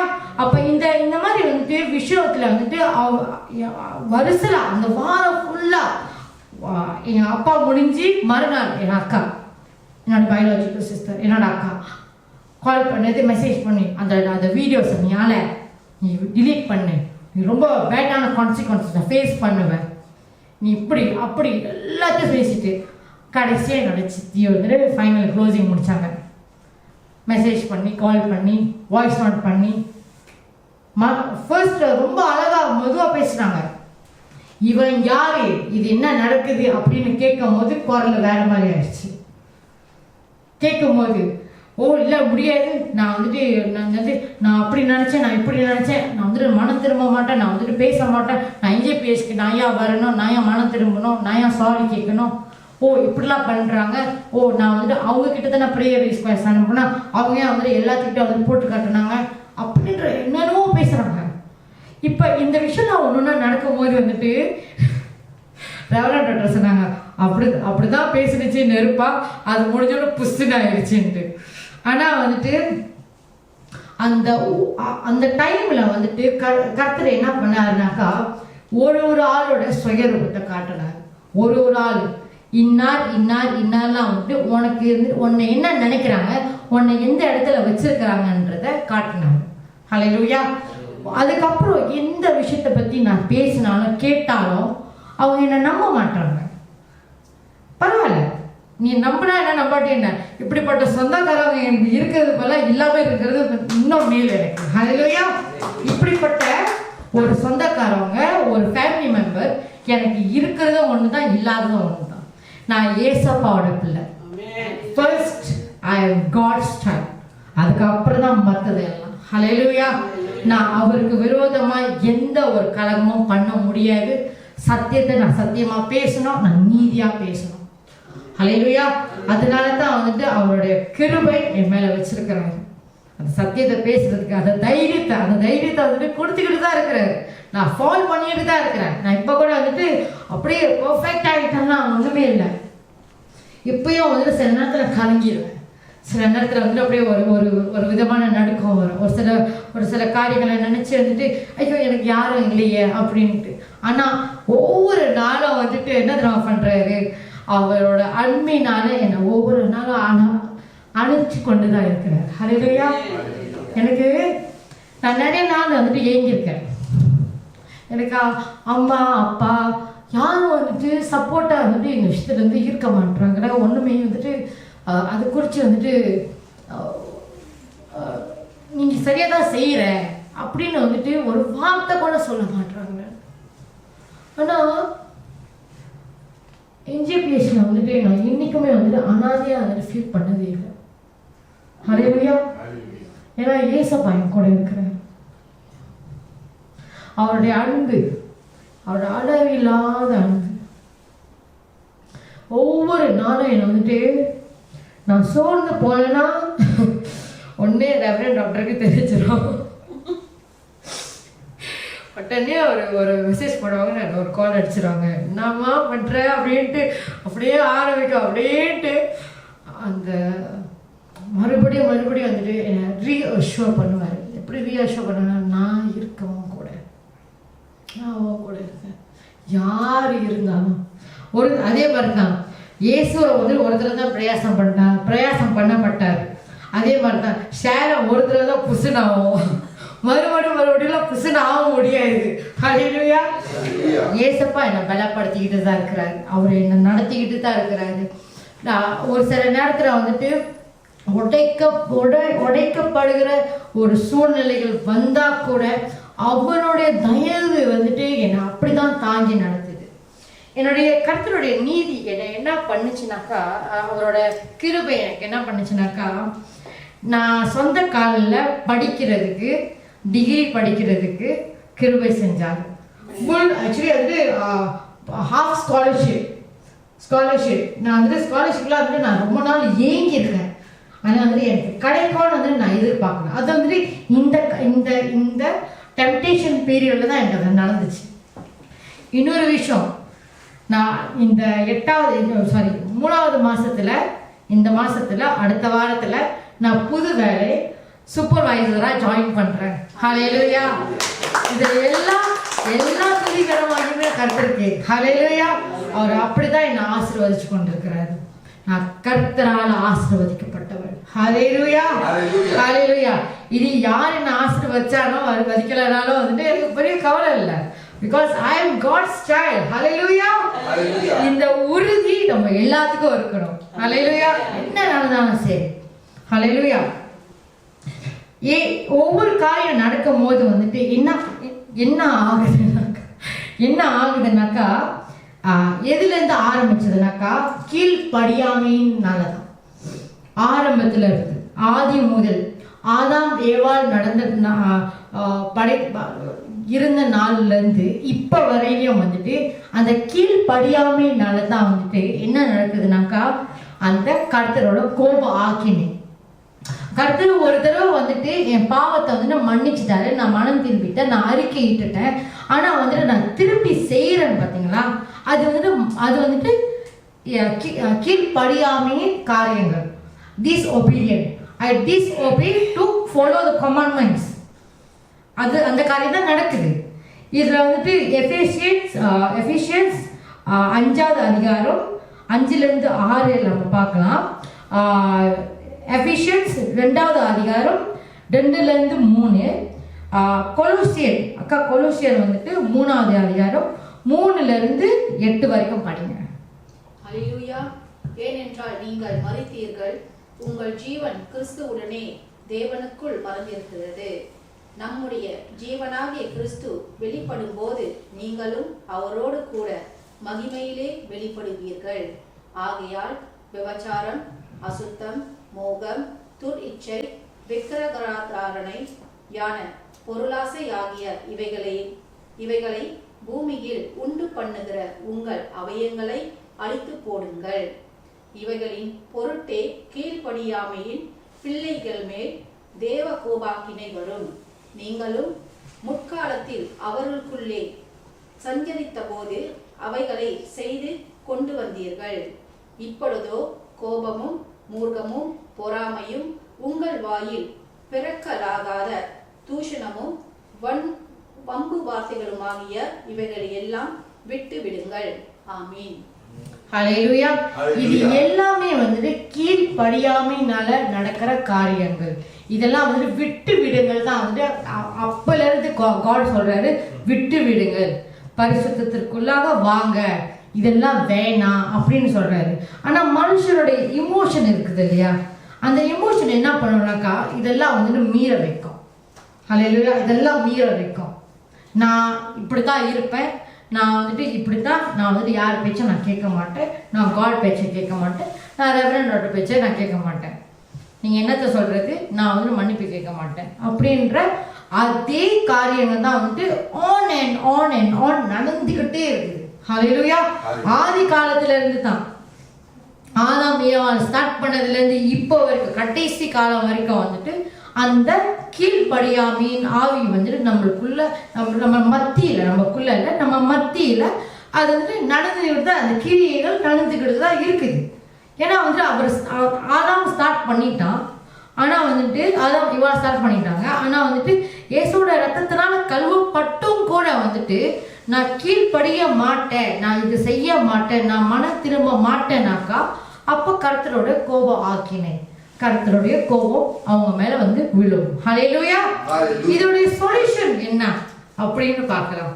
இப்ப வந்துட்டு கர்த்தருடைய கோபம் என்னென்னலாம் பண்ணோம், அக்கினி வந்துச்சு சோதம் குமரா மேல, கர்த்தருடைய கோபம் ஆக்கினை, என்னென்ன காரியம் அவ பக்திக்குண்டான காரியமும் அநியாயத்துக்குண்டான காரியமும் வந்து நடக்கும்போது கர்த்தருடைய கோபத்தை தூண்டும். கர்த்தரோட கோபம் வந்து அவங்க மேல விழும். சத்தியத்தை அடக்கி வைக்கிறது. சத்தியத்தை அடக்கி வைக்கும் போது நம்ம என்ன பண்ணுவாங்கன்னாக்கா, சில பேர் வந்துட்டு நான் சொன்ன மாதிரி ஐ பிலீவ் இன் ஜீசஸ், நான் கரெக்ட், நான் இயேசுவை நம்புறேன், ஆனால் நான் வந்துட்டு இந்த ப்ரேயர் ரெக்வெஸ்ட் அனுப்ப மாட்டேன், நான் வந்துட்டு அந்த டெஸ்டிமனி வீடியோ பார்க்க மாட்டேன், எனக்கு வந்துட்டு அந்த மனசு வரல, எனக்கு வந்துட்டு எனக்கு தோணலை, I don't feel like it அப்படின்னு தான் சொல்லுவாங்க. ஆனால் அவங்கள வந்துட்டு நம்மளால சொல்லத்தான் முடியும். அவங்க கிட்ட வந்துட்டு நம்ம வந்துட்டு சஜஸ்ட் இந்த மாதிரி செஞ்சால் தான் உங்களுக்கு பரிகாரம், உங்களுக்கு வந்து அதுக்குண்டான பதில் கிடைக்கும்னு சொல்லத்தான் முடியும். ஆனால் வந்துட்டு அதுக்கு பிறகு உள்ளது வந்துட்டு அவங்களோட டிசிஷன். ஹல்லேலூயா. சரி, இப்போ இதோட சொல்யூஷன்னா என்ன? கர்த்தரோட கோபம் ஆக்கினேன். சில பேர் இங்கிலீஷில் சொல்லுவாங்க, யூ ஆர் சேஃப்ட், ஐ எம் சேஃப்ட், நான் ரட்சிக்கப்பட்டுட்டேன் அப்படின்னா என்ன அர்த்தம்? அந்த எதுல இருந்து ரட்சிக்கப்பட்டேன்? ரட்சிக்கப்படுறதுக்குன்னு ஒரு விஷயம் இருக்குது இல்லையா? எதுலேருந்து காப்பாற்றப்படணும்? கர்த்தரோட கோபம் ஆக்கினிலிருந்து தான் காப்பாற்றப்படும். காட்ஸ் காட்ஸ் ரத்ல இருந்து நான் சேஃப்ட் ஆகணும்னாக்கா அதுதான் ஐ எம் சேஃப்ட். ஏன்னா கர்த்தர் வந்துட்டு எவ்வளோ பெரிய பரிசுத்தர்னாக்கா, ஒரு பாவம் நடக்குதுனாக்கா உடனே அழிச்சிருவாரு, உடனே வந்துட்டு அந்த ஆக்ஷனுக்குள்ள இறங்கிடுவாரு. ஆனால் இயேசுவை கொண்டு வந்ததுக்கு அப்புறம் வந்துட்டு என்ன நடக்குதுனாக்கா, அவருடைய ரத்தத்தினால அந்த ரத்தத்தை சிந்தப்படுறதுனால அந்த கோப ஆக்கிலிருந்து நம்ம காப்பாற்றப்படுகிறோம், ரட்சிக்கப்படுகிறோம். அதுதான் ரட்சிக்கப்படுவதற்கான அர்த்தம். ஹல்லேலூயா. இப்ப ஜான் 3வது அதிகாரம் 36வது வசனம் படிங்க.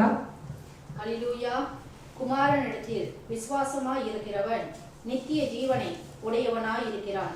குமாரனை விசுவாசியாதவனோ ஜீவனை காண்பதில்லை, தேவனுடைய கோபம் அவன் மேல் நிலை நிற்கும் என்றான். ஆமென். ஹல்லேலூயா. இப்ப முதல்ல சொல்றாங்க, சத்தியத்தை தெரிஞ்சு சத்தியத்தை அடக்கி வைக்கிறது. இயேசுவை தெரிஞ்சு இயேசுவை பத்தி பேசுறது இல்ல, வெளியே வந்து இது பண்றது, அதை விசுவாசிக்கிறது, முழுமையா விசுவாசிக்கிறது இல்ல. இப்ப குமாரனிடத்தில் விசுவாசியா இருக்கிறவன் நித்திய ஜீவனை அடைவான். இப்ப நம்ம எல்லாம் வந்துட்டு இயேசுவை வந்துட்டு பற்றி கொண்டு அவரை விசுவாசிக்கிறவர்கள் நம்மளாம் வந்துட்டு நித்திய ஜீவன் அடைஞ்சிருக்கிறோம். ஹல்லேலூயா. ஆனா குமாரனை விசுவாசிக்காத இருக்கிறவங்க ஒருத்தவங்க இருக்கிறாங்கல்ல, மறுதளிச்சவங்க ஒரு பக்கம் இருந்தாலும் விசுவாசிக்க மாட்டேன் அந்த ஸ்டார்ட்லேயே வந்துட்டு ஒரு பிளாக் போடுவாங்களே. ஸோ அந்த பிளாக் அவங்க போடும் போது என்ன நடக்கும்னாக்கா, அவங்க ஜீவனை காண்பதில்லை, அவங்களுக்கு வந்துட்டு அவங்க லைஃப் இருக்காது, ஏதோ ஒரு மாதிரி போயிட்டு இருக்கும். ஆனால் வந்துட்டு தேவனுடைய அதுக்கப்புறம் தேவனுடைய கோபம் அவங்க மேலே வருமா, நிலை நிற்கும், ரிமைன் பண்ணுமா கடைசி வரைக்கும். நிலை நிற்கும். ஹல்லேலூயா. 1 தெசலோனிக்கேயர் 1வது அதிகாரம் 10வது வசனத்துல, அவர் மரித்தோரிலிருந்து எழுப்பினவரும் இனி வரும் கோப ஆக்கினை நின்று நம்மை நீங்களாக்கி ரட்சிக்கிறவருமாய் இருக்கிற அவருடைய குமாரனாகிய இயேசு பரலோகத்திலிருந்து வருவதை நீங்கள் எதிர்பார்த்து கொண்டிருக்கிறதை அறிவித்திருக்கிறார்களே. ஹல்லேலூயா. இதுல என்னன்னாக்கா வந்துட்டு அவர் பிதா வந்து என்ன பண்றாரு, காட் என்ன பண்றாருன்னா அவரோட குமாரனை மரித்தோரிலிருந்து எழுப்பி இனி வரும் அந்த அடுத்து வரப்போகிற அந்த கோப ஆக்கினை கூட வந்துட்டு நம்மளை சேவ் பண்றாரு, நீங்களாக்கி ரட்சிக்கிறவருமா இருக்கிற அவருடைய குமாரன் இயேசு. அதாவது சிம்பிளா சொல்லணும்னாக்கா, இயேசு என்னுடைய ரத்தத்தை, என்னோட பாவத்தை வந்துட்டு அவர் ரத்தத்தினால கழுவிட்டாரு, அவரை நான் விசுவாசிப்பேன், கடைசி வரைக்கும் அவரை பற்றி கொள்ளுவேன்றத அது வந்து கடைசி வரைக்கும் நம்ம வந்து அந்த அந்த உறுதியில இருக்கணும். ஹல்லேலூயா. அப்ப வந்துட்டு 5வது அதே தெசலோனிக்கேயர் 1வது தெசலோனிக்கேயர் 5வது அதிகாரம் 9வது வசனத்துல, தேவன் நம்மை கோப ஆக்கினைக்கென்று நியமிக்காமல் நம்முடைய கர்த்தராகிய இயேசு கிறிஸ்து மூலமாய் ரட்சிக்கப்படுவதற்கென்று நியமித்திருக்கிறார். So we are not meant to be for the wrath of God. கர்த்தரோட கோப ஆக்கினைக்கென்று நம்மள வந்துட்டு அங்க வந்துட்டு அவர் நியமிக்கல. அப்ப நம்மளோட கீழ்ப்படியாமல்னாலதான் வந்துட்டு அந்த கோப ஆக்கினைக்குள்ளாகி நம்ம போகிறோம்.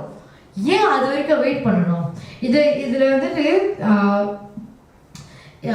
எக்ஸோடஸ் 34வது அதிகாரம் 7வது வசனத்துல, ஒரு பாவம் செஞ்சாக்கா, கட்டளைகள் மீறுதல் ஆணுச்சுனாக்கா 3வது தலைமுறை வரைக்கும் ஆன நியாயம் விசாரிப்பாரு. நம்மளுக்கு எல்லாருக்கும் தெரியும். இதுதான் அடிக்கடி வந்துட்டு ரெவரண்ட் டாக்டர் ரொம்ப அதிகமா மென்ஷன் பண்ற ஒரு விஷயம். ஹல்லேலூயா. அப்ப 3வது 4வது தலைமுறை இந்த வசனமானது வந்துட்டு ஆதி காலத்துல இருந்து, அதாவது 2000 வருஷத்துக்கு முன்னாடியே ஆல்ரெடி எழுதப்பட்டு நம்மளுக்கு வந்துட்டு கொடுத்திருக்கிற இந்த வேதம், இந்த வசனம். ஹல்லேலூயா. அப்ப வந்து ஆல்ரெடி நம்மளுக்கு வந்து தெரிஞ்சிருக்கணும், இந்த பாவம் கட்டளைகள் மீறுதல் பண்ணாலே ஆண்டவர் நியாயத்தை விசாரிப்பாரு. 3வது 4வது தலைமுறை வரைக்கும் விசாரிப்பாரு. 3வது தலைமுறையில விசாரிச்சு 4வது தலைமுறை நியாய தீர்ப்பாளர்ன்றது வரைக்கும் நம்மளுக்கு தெரியும். ஆனா எதுக்கு வந்துட்டு ரிஸ்க் எடுத்து அந்த பாவத்தை செஞ்சு 3வது 4வது தலைமுறை வரைக்கும் வெயிட் பண்ணணும்? ஹல்லேலூயா. இந்த கேள்வி வந்துட்டு யூடியூப்ல பாக்குற ஒவ்வொரு பிள்ளைகளுக்கும் நான் வந்துட்டு ரிஃப்ளெக்ட் பண்றதுக்கு நான் கேட்கிறேன். ஒரு பாவத்தை வந்துட்டு நம்ம செய்யறதுக்கு முன்னாடி ஒரு விஷயம் யோசிச்சு பாருங்க. நான் ஒரு பாவத்தை செஞ்ச, கட்டளைகள் மீறுதல் பண்ணனாக்கா இதை வந்துட்டு என்னோட முடிஞ்சிடாது. அடுத்தது 3வது 4வது தலைமுறை வரைக்கும் நியாயம் தீர்ப்பாங்க. அது வந்துட்டு ஜட்ஜ்மெண்ட் நடக்கும். அங்க நம்ம வந்து நிறைய கேசஸ்ல, இப்போ ரீசெண்டான நிறைய கேசஸ்ல வந்து ரெவரண்ட் டாக்டர் அந்த சத்தியத்தை குறித்து அவங்க சொல்லும் போது, ஈவன் லாஸ்ட் வீக் கூட பிரசங்கத்துல அவங்க சொன்னாங்க, இது ஏன் வந்துட்டு நான் தப்பு பண்ணிட்டேன், தப்பு பண்றதுக்கு முன்னாடி ஒரு விஷயம் யோசிச்சு பார்க்கலாமே. அது வந்துட்டு யார் சம்பந்தமே இல்லாத, அதாவது வந்துட்டு என்னோட அடுத்த ஜெனரேஷன் வந்துட்டு இந்த பாடுகள் அனுபவிக்க அவசியமா? இந்த பாடுகளை வந்துட்டு அவர் அனுபவிக்க அவசியமா? யார் நான் செஞ்ச ஒரு பாவத்தினால நான் வந்துட்டு நான் மட்டும் அனுபவிக்காம என்னோட அடுத்த ஜெனரேஷன் அதை அனுபவிக்கிறதுக்கு ஏன் நான் வந்துட்டு அதற்கு வெயிட் பண்ணணும்? உடனே மனம் திரும்பிடலாமே, உடனே ஆண்டவர்கிட்ட மன்னிப்பு கேட்கலாமே. ஹல்லேலூயா. ரோமன்ஸ் 5வது அதிகாரம் 9வது வசனத்துல, இப்படி அவருடைய இரத்தத்தினாலே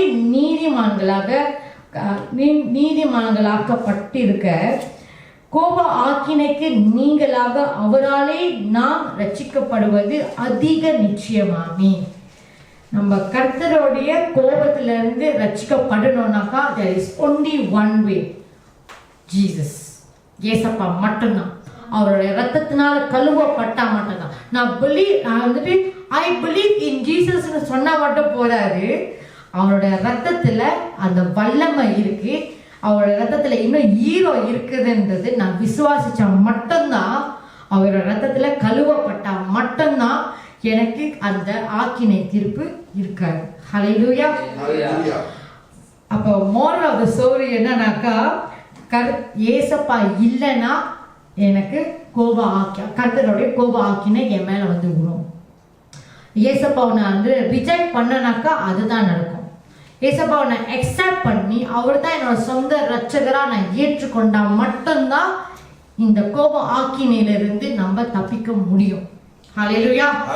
இது வந்துட்டு நீங்க எப்படி வேணாலும் வந்துட்டு ட்விஸ்ட் பண்ணி என்ன வந்துட்டு உல்டா சொல்லுவாங்க, கொஞ்சம் வந்துட்டு ட்விஸ்ட் பண்ணி வந்துட்டு மிஸ் அண்டர்ஸ்டாண்ட் பண்ணாலும் பரவாயில்ல. ஆனா வந்துட்டு இதுதான் சத்தியம், இதுதான் உண்மை. இயேசு இல்லாம நம்மளால ரட்சிக்கப்பட முடியாது, ரட்சிப்பு இல்லை. ஹல்லேலூயா. ஒரே தீர்ப்பு தான். உங்களுக்கு வந்துட்டு நியாய தீர்க்கப்படணுமா இல்லை இயேசுவோட ரத்தத்தினால கழுவப்பட்டு நம்ம வந்துட்டு அவரோட சமூகத்துல அவர் கூட இருக்கணுமா, இதுதான் வேணும். எது வேணும்னு நீங்களே முடிவு பண்ணிக்கோங்க. ஹல்லேலூயா. Praise the Lord. God bless you. இந்த வார்த்தை, இந்த ஒவ்வொரு காரியங்களும் வந்துட்டு நிச்சயமாக இது உங்களுக்கு வந்துட்டு பயனுள்ளதா இருக்கணும்னு நான் விசுவாசிக்கிறேன். இது வந்துட்டு கண்டிப்பா வந்துட்டு நிறைய பேருக்கு வந்துட்டு ஷேர் பண்ணுங்க. கர்த்தருடைய வார்த்தை இது சத்தியம், இதுதான் சத்தியம். ஏசப்பா தான் சத்தியம். ஏசப்பாவோட ரத்தத்துல கழுவப்பட்டா மட்டும்தான் உங்களுக்கு ரட்சிப்பு, இல்லைன்னா அது வேஸ்ட். ஹல்லேலூயா. எங்க ஊர்ல உலகத்துல இருக்கிற எந்த கார்னருக்கு நீங்க போனாலும் அங்க ரட்சிப்பு கிடைக்காது. ஏசப்பா கிட்ட மட்டும் வந்தா மட்டும்தான் உங்களுக்கு ரட்சிப்பு உண்டு. ஹல்லேலூயா. Hallelujah.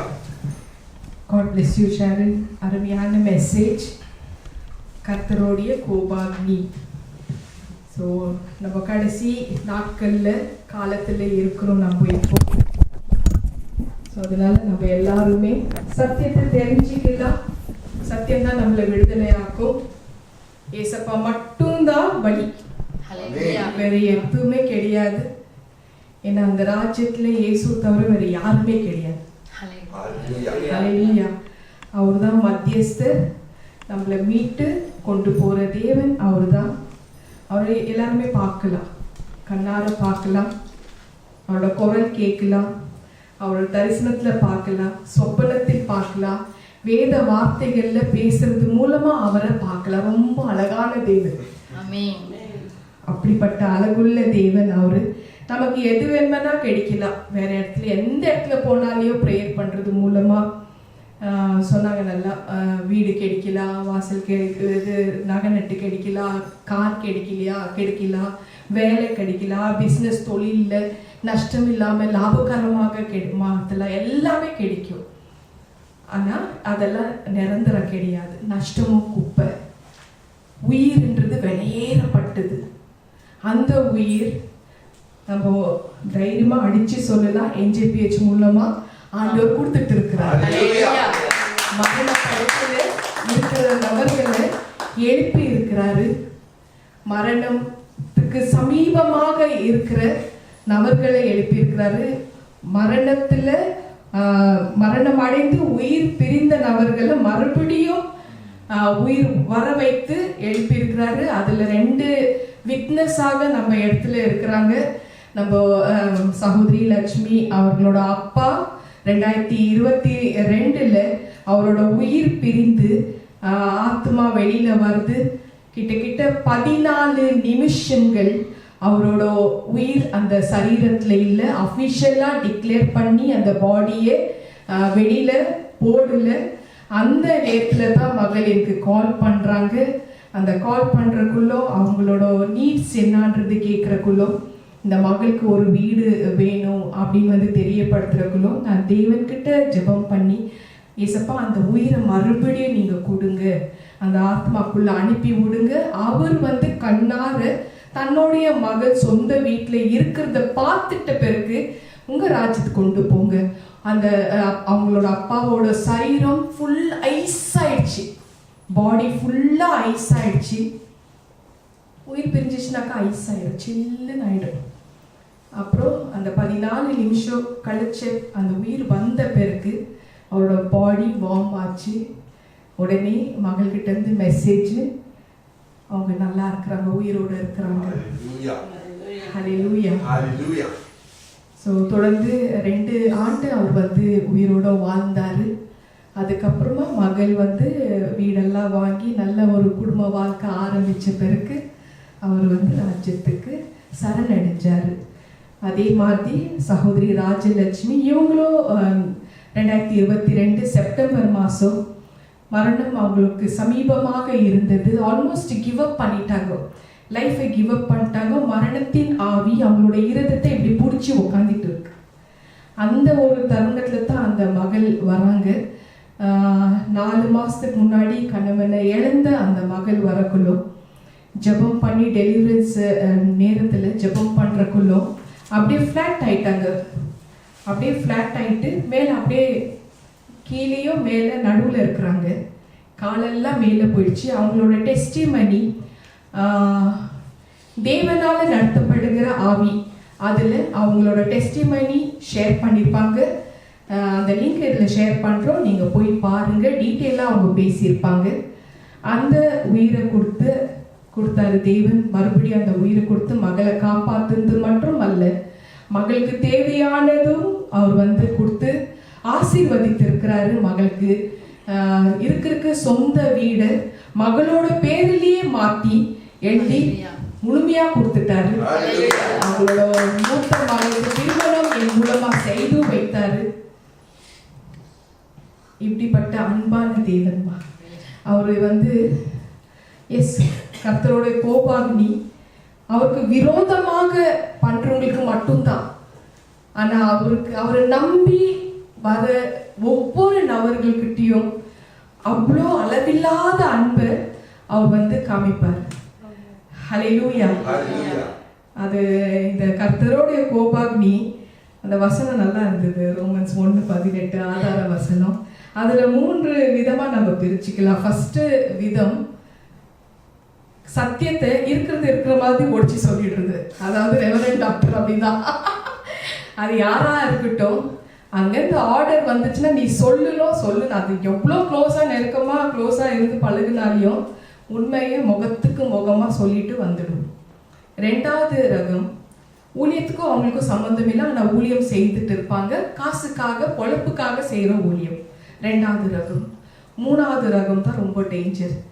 இங்கேயோ இல்லை, சத்தியத்திலையும் இல்லை, போலியான ஊழியத்திலையும் இல்லை, 2 பக்கமும் குளிராகவும் இல்லை அனலாகவும் இல்லை, வெதப்பா இருக்கிறவங்க தான் ரொம்ப டேஞ்சர் ஆனவங்க. அவங்க மேலே தான் கர்த்தரோட கோபாக்னி அக்னி போடுவார். God bless you ma. Praise the Lord. உங்களுக்கு சமாதானம் உண்டாகட்டும். Peace be with you all. கர்த்தர் நமக்கு சொல்லி கொடுத்த ஜெபத்தை நாம் சொல்லுவோம். பரமண்டலங்களில் இருக்கிற எங்கள் பிதாவே, உம்முடைய நாமம் பரிசுத்தப்படுவதாக, உம்முடைய ராஜ்யம் வருவதாக, உம்முடைய சித்தம் பரமண்டலத்திலே செய்யப்படுகிறது போல பூமியிலேயும் செய்யப்படுவதாக. எங்களுக்கு வேண்டிய ஆகாரத்தை இன்றைக்கு தாரும். எங்கள் கடனாளிகளுக்கு நாங்கள் மன்னிக்கிறது போல எங்கள் கடன்களை எங்களுக்கு மன்னியும். எங்களை சோதனைக்கு உட்பட பண்ணாமல் தீமையிலிருந்து எங்களை ரட்சித்துக் கொள்ளும். ராஜ்யமும் வல்லமையும் மகிமையும் எங்களுடைய உடைமைகளே. ஆமென். இங்கிலீஷ்ல சொல்லுவோம். Our Father who art in heaven, hallowed be thy name. Thy kingdom come, thy will be done on earth as it is in heaven. Give us today our daily bread, and forgive us our debts, as we forgive those who trespass against us. Not bring us to temptation, but deliver us from the evil one. For yours is the kingdom, the power, the glory of your forever. Amen. திருவிருந்துக்கு ஆயத்தமாகவும். ஆண்டவராகிய இயேசு கிறிஸ்து தன்னை காட்டிக் கொடுக்கும் அந்த ராத்திரி பந்தியில் சொன்ன வார்த்தையை நாம் நினைவு கூறுவோம். இயேசு கிறிஸ்து அப்பத்தை தன் கையில் எடுத்து அதை ஸ்தோத்தரித்து அதை பிரித்து, இது உங்களுக்காக பிற்கப்பட்ட என்னுடைய சரீரம், இதை வாங்கி உண்ணுங்கள், என்னை நினைவு கூறும்படியாக இதை செய்யுங்கள். அதை நாம் செய்வோம். இது இயேசு கிறிஸ்துவின் சரீரம். ஆமென். ஆமென்.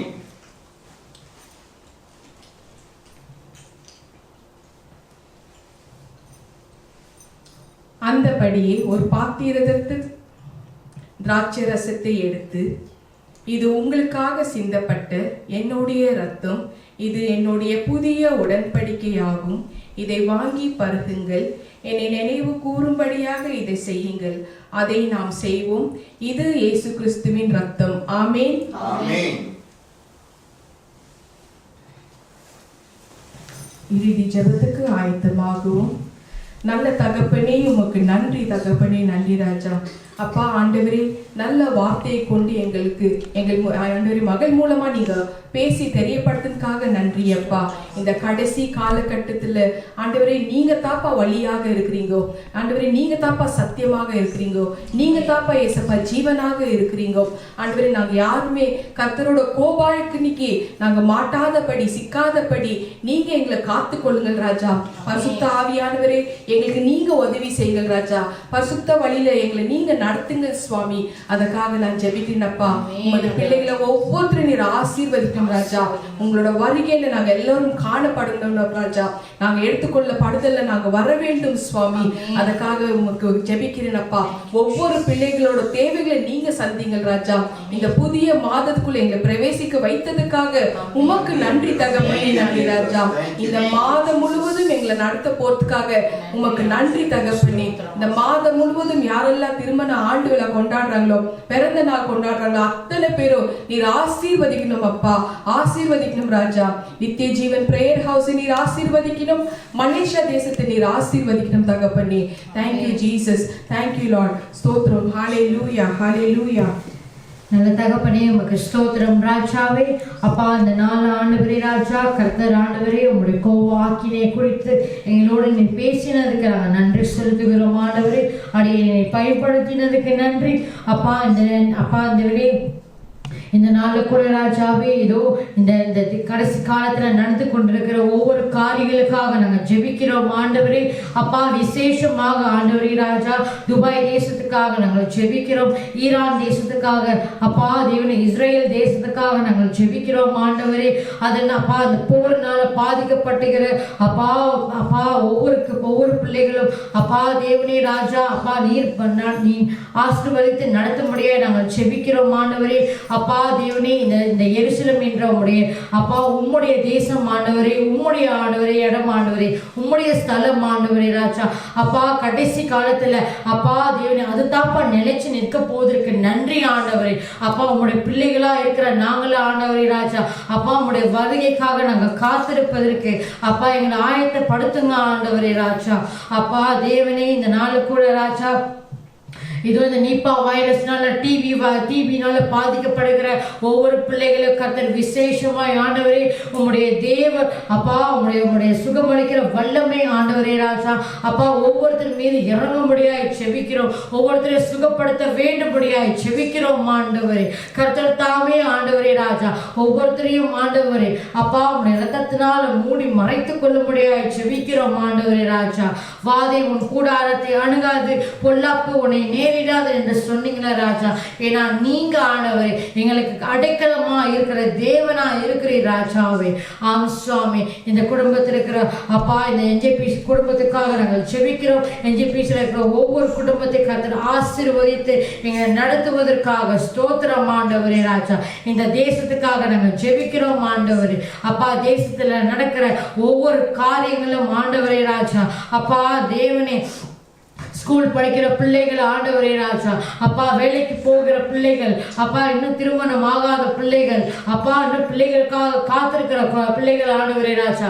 அப்பா தேவனே, ஒவ்வொருத்தரும் நீ ஆசீர்வதித்து அப்பா தேவனே அவங்களோட ஆண்டவரே இரவு கொண்டு போகாத மட்டும் கர்த்தர் நீர் ஆண்டவரே ராஜா அவங்களை நிறைவாக்கும்படியாய் ஜெபிக்கிறோம் ஆண்டவரே ராஜா. அப்பா, உங்களுடைய வாக்குத்தத்தத்தின் பிரகாரம் அப்பா நாங்கள் கர்த்தரால் ஆசீர்வதிக்கப்பட்டவர்களா இருப்பதற்காக நன்றி செலுத்துகிறோம் ஆண்டவரே.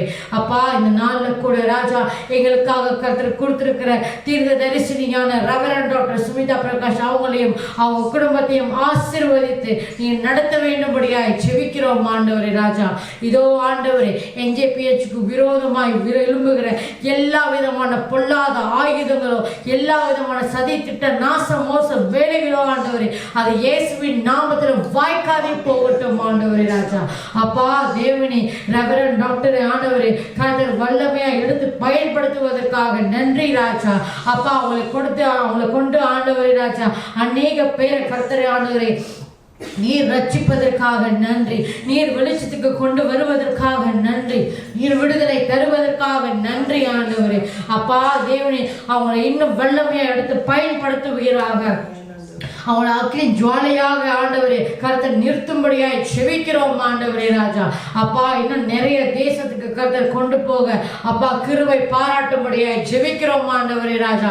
அதுக்குண்டான எல்லா வழிவாசல்களை கர்த்தர் திறந்து அப்பா அவங்களை ஆண்டவரே ராஜா அப்பா இன்னும் ஆண்டவரே ராஜா நிலைப்படுத்தும்படியாய் ஆசீர்வதிக்கும்படியாய் நாங்கள் செபிக்கிறோம் தகப்பனே ராஜா. உங்களுக்கு ஸ்தோத்திரம் ஆண்டவரே. உங்களுடைய சுவிசேஷத்தை பிரசித்தம் பண்ண அவங்களை எடுத்து பயன்படுத்துவதற்கு ஸ்தோத்திரம் ஆண்டவரே. சரீரத்துல காணப்படுகிற எல்லா பலவீனங்களும் கர்த்தர் எடுத்து போட்டு புதிய பலத்தை தந்து ஆசீர்வதித்து நடத்தும்படியாய் செபிக்கிறோம் தகப்பனே ராஜா. அப்பா தேவனே அவங்க குடும்பத்தில் இருக்கிற ஒவ்வொருத்தரையும் டென்மார்க்ல இருக்கிற பிரகாஷ் அங்களையும் அப்பா மகேஸ்வரி கீர்த்தியும் ஆண்டவரே ராஜா அப்பா பிள்ளைகளை ஒவ்வொருத்தரையும் ஆசீர்வதிங்க. கையிட்டு செய்யற வேலையை ஆசீர்வதிங்க அப்பா. அவங்க படிக்கிற படிப்பை ஆசீர்வதிங்க ஆண்டவரே ராஜா. எல்லாத்திலும் சிறந்ததாய் அப்பா எல்லாத்திலும் ஆண்டவரே பெஸ்டா கர்த்தர் வைப்பதற்கு ஸ்தோத்திரம் ஆண்டவரே ராஜா. அப்பா உங்களுக்கு நன்றி ஆண்டவரே ராஜா. ஸ்தோத்திரம் ஆண்டவரே. அப்பா எஜிபியோட ஆலயத்துக்காக நாங்கள் நன்றி செலுத்துகிறோம் ஆண்டவரே. ஒவ்வொரு நாளும் எங்களை ஒன்று கூட்டி ஜெபிக்க செய்த அப்பா உங்களுடைய தயவுக்காக நன்றி ஆண்டவரே ராஜா. அப்பா ஒவ்வொருத்தருடைய இடைவிடாத ஜெபங்கள் ஆண்டவரே கர்த்தர் கேட்டு ஆண்டவரே ராஜா அப்பா கர்த்தர் ஆண்டவரே ராஜா அதுக்குண்டான காரியங்களை வாய்க்க செய்வதற்காக நன்றி ஆண்டவரே ராஜா. எல்லா தடைகளை நீக்கி போடுகிற தேவன் நீங்க எங்களுக்கு முன்பாக செல்லுங்க ஆண்டவரே. நீங்க எங்களை நடத்துங்க அப்பா.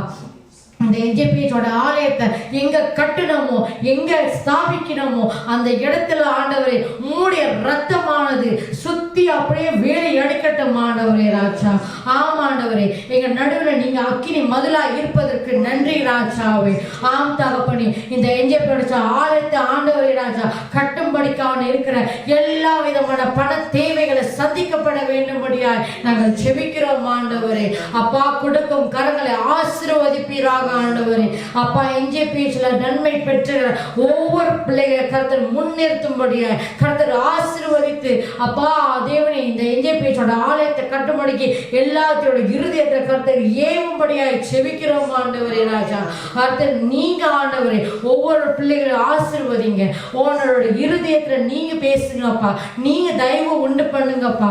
நீங்க ஆண்டவரே அவங்க இருதயத்தில் ஆண்டவரே ராஜா அப்பா இந்த இடத்த உங்களுக்கு கொடுக்கணும். இவங்க ஆராதிக்கட்டும், சந்தோஷமா இருக்கட்டும், சந்தோஷமா கர்த்தரை ஆராதிக்கணும். நீங்க ஆராதிக்கிற தேவன் உண்மையுள்ளவர் சொல்லத்தக்க கர்த்தர் ஆண்டவர் அந்த இருதயத்துல கர்த்தர் பேச முடியாய் செபிக்கிறோம் ஆண்டவரே. மாற்றும்படியாய் செபிக்கிறோம் ஆண்டவரே ராஜா. ஸ்தோத்திரம் ஆண்டவரே, ஸ்தோத்திரம் ஆண்டவரே. நன்றியோடு நாங்கள் மகிமைப்படுத்துகிறோம் ராஜா. இயேசுவின் நாமத்தில் நாங்கள் கேட்கிறோம் ஜீவனுள்ள நல்ல பிதாவே, ஆமென். கரங்களை உயர்த்தி ஆண்டவருக்கு நன்றி செலுத்துவோம். என் ஆத்துமாவை கர்த்தரை ஸ்தோத்திரி, என் முழு உள்ளமே அவருடைய பரிசுத்த நாமத்தை ஸ்தோத்திரி. என் ஆத்துமாவை கர்த்தரை ஸ்தோத்திரி, கர்த்தர் செய்த சகல உபகாரங்களை மறவாதே. ஆமென், ஆமென், ஆமென். இயேசு கிறிஸ்துவின் ரத்தம் ஜெயம், இயேசு கிறிஸ்துவின் ரத்தம் ஜெயம், இயேசு கிறிஸ்துவின் கல்வாரி ரத்தம் ஜெயம். இயேசுவின் நாமத்தினால் ஜெபிக்கிறேன் ஜீவனுள்ள நல்ல பிதாவே, ஆமென், ஆமென், ஆமென். நம் கர்த்தராகிய இயேசு கிறிஸ்துவின் கிருபையும் பிதாவாகிய தேவனுடைய அன்பும் பரிசுத்த ஆவியானவரின் அன்யோன்ய ஐக்கியமும் நம்ம எல்லோரும் கூட சதா காலம் இருப்பதாக. ஆமென், ஆமென், ஆமென். துதி கன மகிமை எல்லாம் கர்த்தருக்கே சொந்தம். ஸ்தோத்திரம். ஹalleluya, ஹalleluya. Praise the Lord. Praise the Lord. God bless you all. God bless. நித்திய ஜீவன் பிரேயர் ஹவுஸ், நித்திய ஜீவன் ஜெப வீடு என்கிற கர்த்தருடைய ஆசீர்வாதமான வீடியோகளை கண்டு தேவ கிருபையை பெற்றுக் கொள்வீர்களாக. கர்த்தர் உங்களை ஆசீர்வதிப்பாராக.